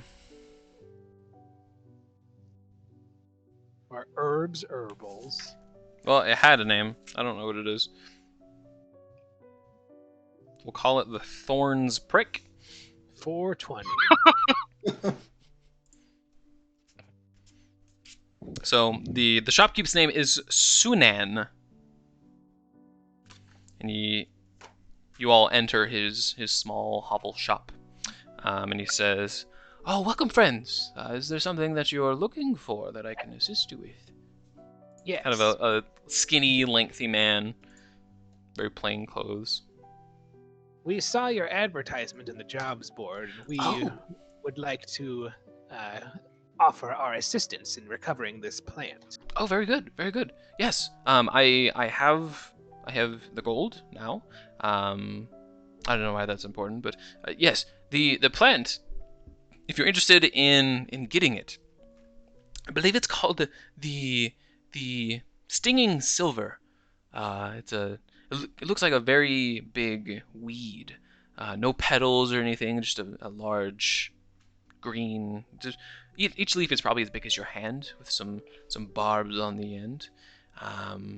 Yes, I have an employer who is having me purchase help to go and investigate and retrieve it. I see. Hmm. I was also wondering, just for my own curiosity, what is this plant used for? I am an apprentice apothecary down over at Ashla's Apothecarium. Ah, yes. I have no idea, to be honest with you. I myself just am a shopkeep. I don't do any alchemy or apothecary work myself, but I know it is very rare. It's not something you find in a normal herbalism book. I couldn't tell you what the uses for it were of such. Very well. Do you have any idea where this plant might be, or at least could point us in Yes, a yes. general They gave me very vague directions. I hope it helps as much as possible. You head east to the small village of Keld, and you guys would know that that's between Eden and Garmsby, just this little small village. And he says you go to Keld, and then you just go pretty much as north as possible in between the hills. And there are some ruins there from an old city or fortress of some kind, and it should be in that area, if not within the fortress itself. All right. Who's this they that told you that? My employers. Is there anything? Are these plants maybe poisonous or anything? It has Should we hunt? barbs on it on the leaves. I would It's suggest not called touching stinging them, silver, but so. I couldn't tell you. Okay. Well, how long is the travel from here to Keld?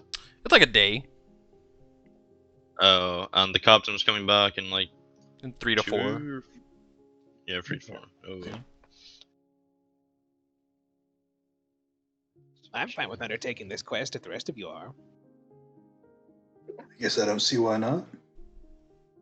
Creepy Well- ruins, cool hills, a mystery plant. What's not to like? Yeah, sure. Sunan's like nodding, like yeah, all those things. That is true. Yes. Very good. Well, I have some paperwork from my employer to, know the group that did it. Did you have a title, or did some person want to own up to the signing of it? We could be Sure. like Ari and the Ligettes. No. Oh, I can sign up to if you want. Oh my goodness. 3 half elves, a human, and a dwarf. It's a bad joke. The irregulars, because we are certainly different.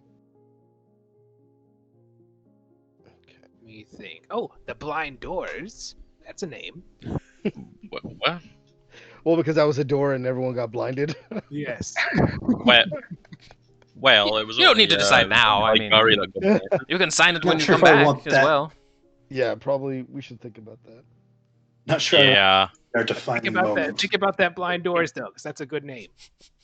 Sunan's like, yes, I mean, it's not it's bad. pretty good. I like it. I don't get it, but I like it. Yeah. See. it's- Yeah, I don't get it either. Well, All Very right, well. Well, I will hold these here for you. Please venture out and return, and I will be here when you return.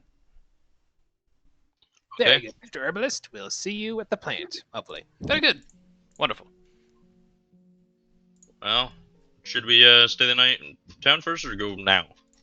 It is getting pretty late. Maybe to stay the night, I think. Get some rest after all that fighting. Yeah. Just in case we get, somehow attacked on the roads. We almost Maybe- certainly will, but that's why it's a cool adventure. Yeah. Also, maybe go and get supplies while we're here? Good idea. Yeah. All right, probably. Good idea. So before I get, I'll buy some stuff before I go to bed. I need to get a bedroll and some rations. Okay, yeah. Yeah, do date. Yeah, PMG prices are all standard for Garmsby. There's nothing like crazy going on to Because I don't fluctuate. get a bedroll. $1 a kit. Let's see.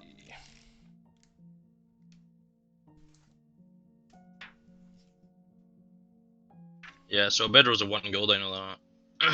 Yeah, that sounds right. Rations are very cheap. I think Well, you would think so. 5 silver piece. Yeah. Yeah. Per day. Per day's worth, yeah. Yeah. It's 5 so- silver per day that you're getting rations. That's not. I think most packs actually start with like 10 rations or something. So just make sure that you're marking that each day that you're. Oh, out. scrollers does. Yeah. I get a little bug sound in the Book of Lore and stuff like that. Mhm. So. All right. I think Ligari would have had this already, but if not, then he's going to go buy a tent. I'll still deduct the gold and everything for it, but yeah, I think. he Yeah, would have you would need to purchase a tent at some How point. much is that? had- all right. Tents are pretty. There's 1-man and 2-man tents, I believe.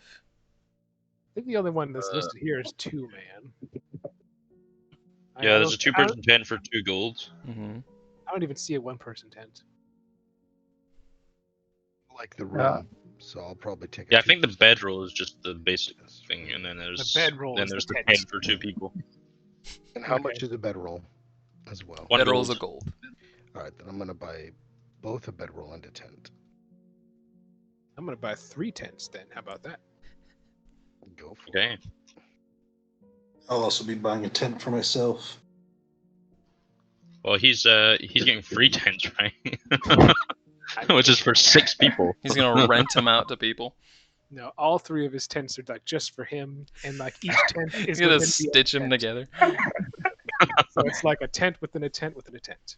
It's gonna take like an hour to set up. Jeez, I already hate setting up a 2-person tent. If you do it right, it feels just like home. But it has to be tentception type scenario. Yeah, I've got a pretty useful thing for going to sleep as well. You guys asked what were the things for a 2-person tent? Or Oh no, we were just trying to figure out if there was a 1-person tent, but I only saw a 2-person. So I only found the 1-person. where'd you find the 1-person? I just typed down tent in the D&D in the info thing. Compodium, that's the word. Hmm. What? Oh, That's a good point. Maybe D&D Beyond actually says. Well, the normal tent says a tent sleeps 2. Mm-hmm. Ah, Yeah, they only sell 2-person tents. Okay. Yeah, because if it was a 1-person tent is very small. there's Yeah, I no mean, have you guys forever- seen like the little like it's like 1 foot high and you literally just like slide in it like a worm and that's all it is. There's no forever alone tents in the D&D universe. Nope. Gotta have enough room to have sex in. yep. I like to think that it's the bards who are like in charge of the tents. No, it's got to have 2-person at least. It's a little bit bigger. And that's the basic tent. If it was the Ideally- bards, they'd be arguing for 4 or 5-man tent. Yeah, that's what I was gonna say. That's the beginner model. After that, you just go up from there. Oh, speaking of that, how much were tents again? I'm One, buying myself two one. gold. Two gold for 2-person. 2 gold. Okay. Yeah, Tent comes with a bottle of lube for the tent. so it would just be 6 gold overall for everyone. All right. For like tents, yeah. But yeah, after he got the tent, he'll go check on the apothecary place, see if Okay. they need anything, and then go to the inn afterwards. Yeah, you check in, and you report like what happened. She's like, "Oh, Yeah, it was I'm- crazy. They I'm kind started of glad popping you up. went then." Yeah, there was ooze everywhere. I'm good. Whatever. Hmm. Well, thanks for taking care of that. We're still super busy, which is a Yeah. good thing, I guess. You Are don't you happen to done with your know- investigation, or are they still requiring your services? Well, apparently this was the pre-investigation. The real investigation comes in a couple of days. Oh, okay. By the way, do you know a stinging silver plant? Do you happen to know what they do? Stinging silver. She thinks about it, and I'm gonna make a roll. Yeah, it's like green. It Natural stings. one. Even though it's called stinging silver, it's green. I don't know. She rolled a Weird. 3, and she's like, "Is that like a weed?" Yeah. I have said- no idea. I don't know. Well, anyway, we're gonna go grab that. Okay, sounds good. So you're just gonna be gone for a couple days. Seems like it. Yeah. She's gonna leave me to do all this work. Okay, sounds good. Yeah, have fun on your whatever you're doing. Okay. I'm going to walk She away like, now. yep, she like shoos you away, like leave me alone to my work. You good for nothing. All right. He then goes Playfully, back. but yeah. he So you then guys goes go to the inn.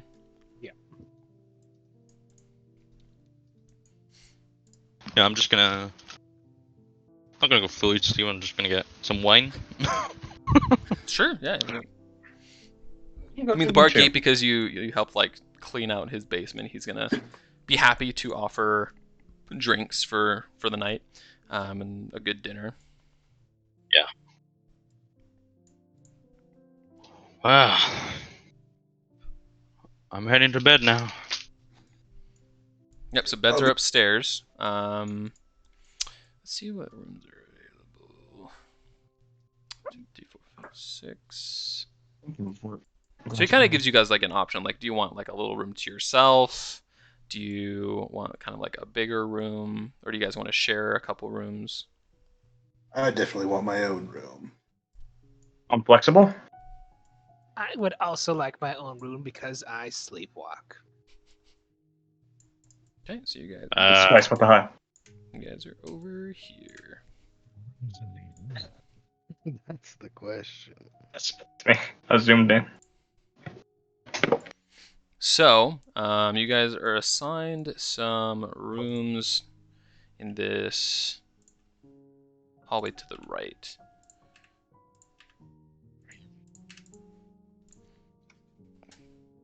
Okay. And then one person gets one in the middle here.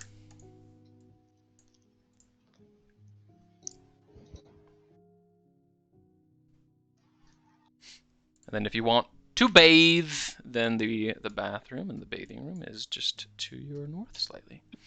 Cleanliness next to godliness. I can't go in this room. Nope, not that one. So you're gonna get one of these ones over here. Oh, okay, okay. So yeah, Ligari's gonna take a bath first and then retire. Fantastic. Yeah, yeah. Same. I So would you guys- probably also, since I had goo all over me. Well, actually, the goo disappears after an hour. Oh, And that's so true. It actually looks pretty okay now. Before I go to bed, I will do my usual rituals and do my one free alarm per day. Sure. Okay.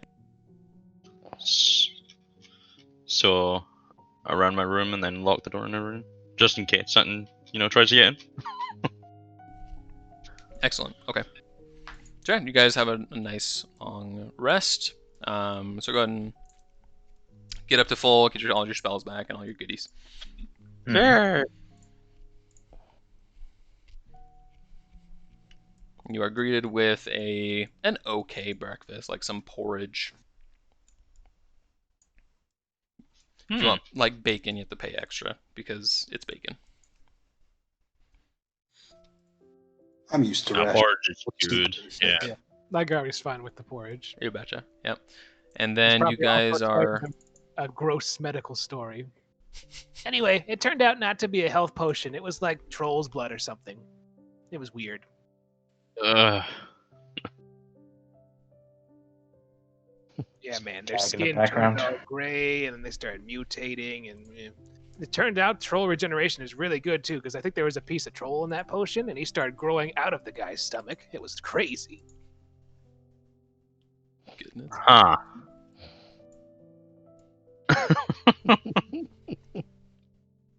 As banter continues throughout the morning. And on I'm to just the flavoring road. my porridge. Yeah. Prestidigitation. 'Cause you can do that. You can flavor with prestidigitation. Exactly. Igari Seeming probably mentioned torch. it because he was flavoring the porridge to taste like troll. It's an acquired taste, but you know. I'm just eating my porridge, Yes. trying not to gag from hearing all of that. Sure. Yeah. But yeah, you guys are on the road, unless you guys need to stop anywhere on the way out of town. No. No, I'm good. How much would some health potions be? Um, 50 gold for normal. The yeah. problem is finding a health potion, which is probably very uncommon, especially in this backwater, farthest away from the front lines town. They definitely don't produce them here, so they're not easily accessible. Most of the like potions and magical items are all being sent to the front lines. I have one. Because of my... the rules of it. Yeah, you have one, yeah.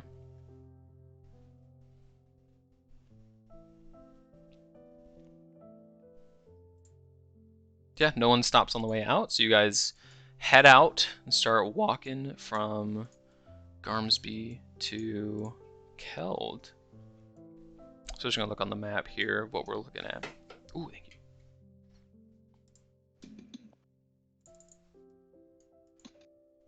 So let me find like a little cart.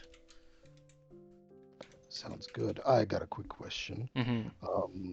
How long are the sessions going to be? Yeah, we're just gonna wrap it up for the day pretty much. Okay, so we're going to be aiming for around 4 hours. Yep, about 4 hours. Okay. Unless in particular you guys wanted to go longer, because I can go pretty much as long as you guys want to. The 4 hours is like You underestimate our power. We'll just never D stop. average. And with today any amount. I'd like it if it was at 4 hours. That's fine. Yep.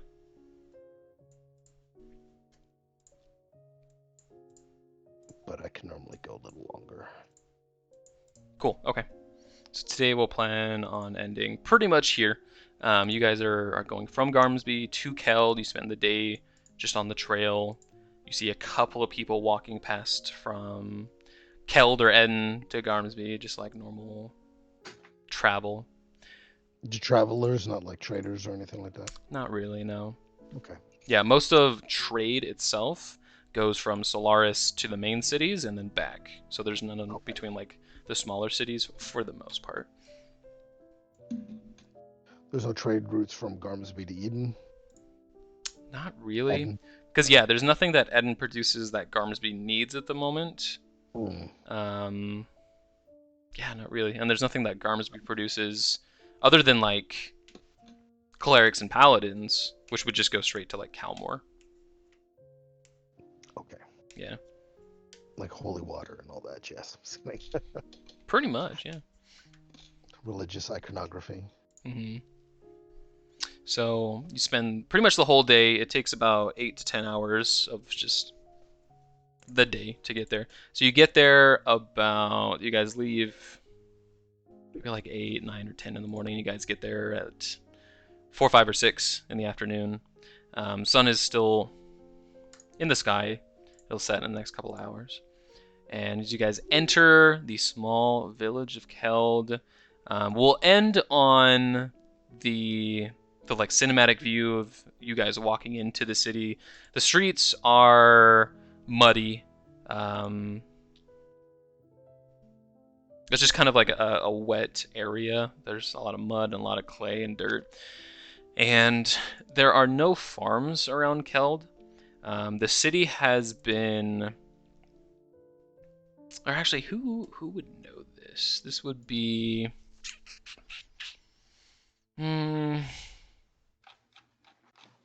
Lionel, make a history check.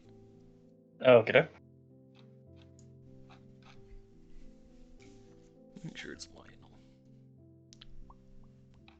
Yep. Oh, okay. Yeah, you have no idea. You're just like, yeah, there's just soldiers everywhere in the city all the time, and I have no idea why.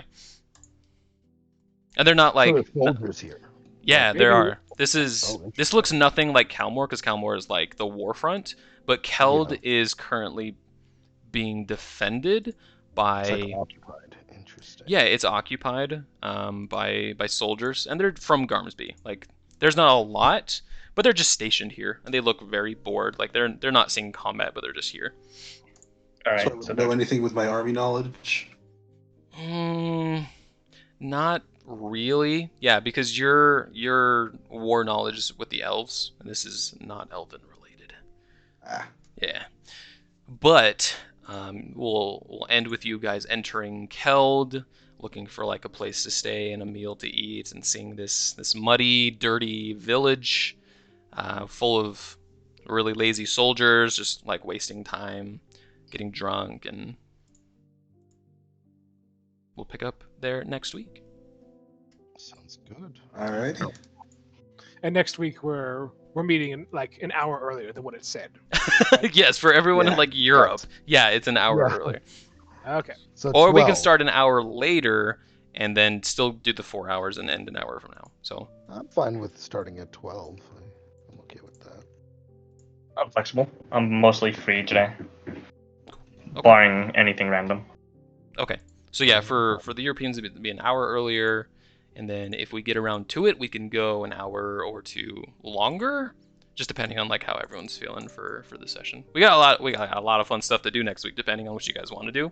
So Also, I just thought of a hilarious joke after the thing, but oh well. Like maybe that's what threw Leonol in the first place, was like Ligari asking, So when they make holy water, do they make it from concentrate or is it freshly squeezed? yikes. I don't know. What do they squeeze? I don't know. That's what I'm asking you.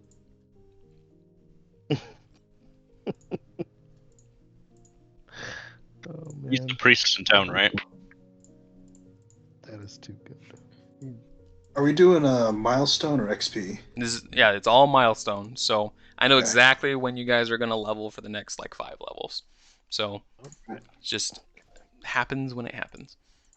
Surprise you guys right now.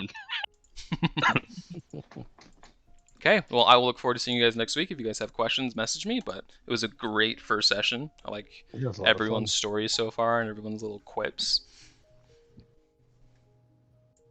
Yep. Yeah, it was a lot of fun. Thanks for running it. Oh, my pleasure, you guys. It was awesome. Thanks. All right, It was see you guys. It was fun. great. Yeah, I'll see you next week. Talk to you guys later. See ya. Excited. Bye, see guys. y'all next Bye.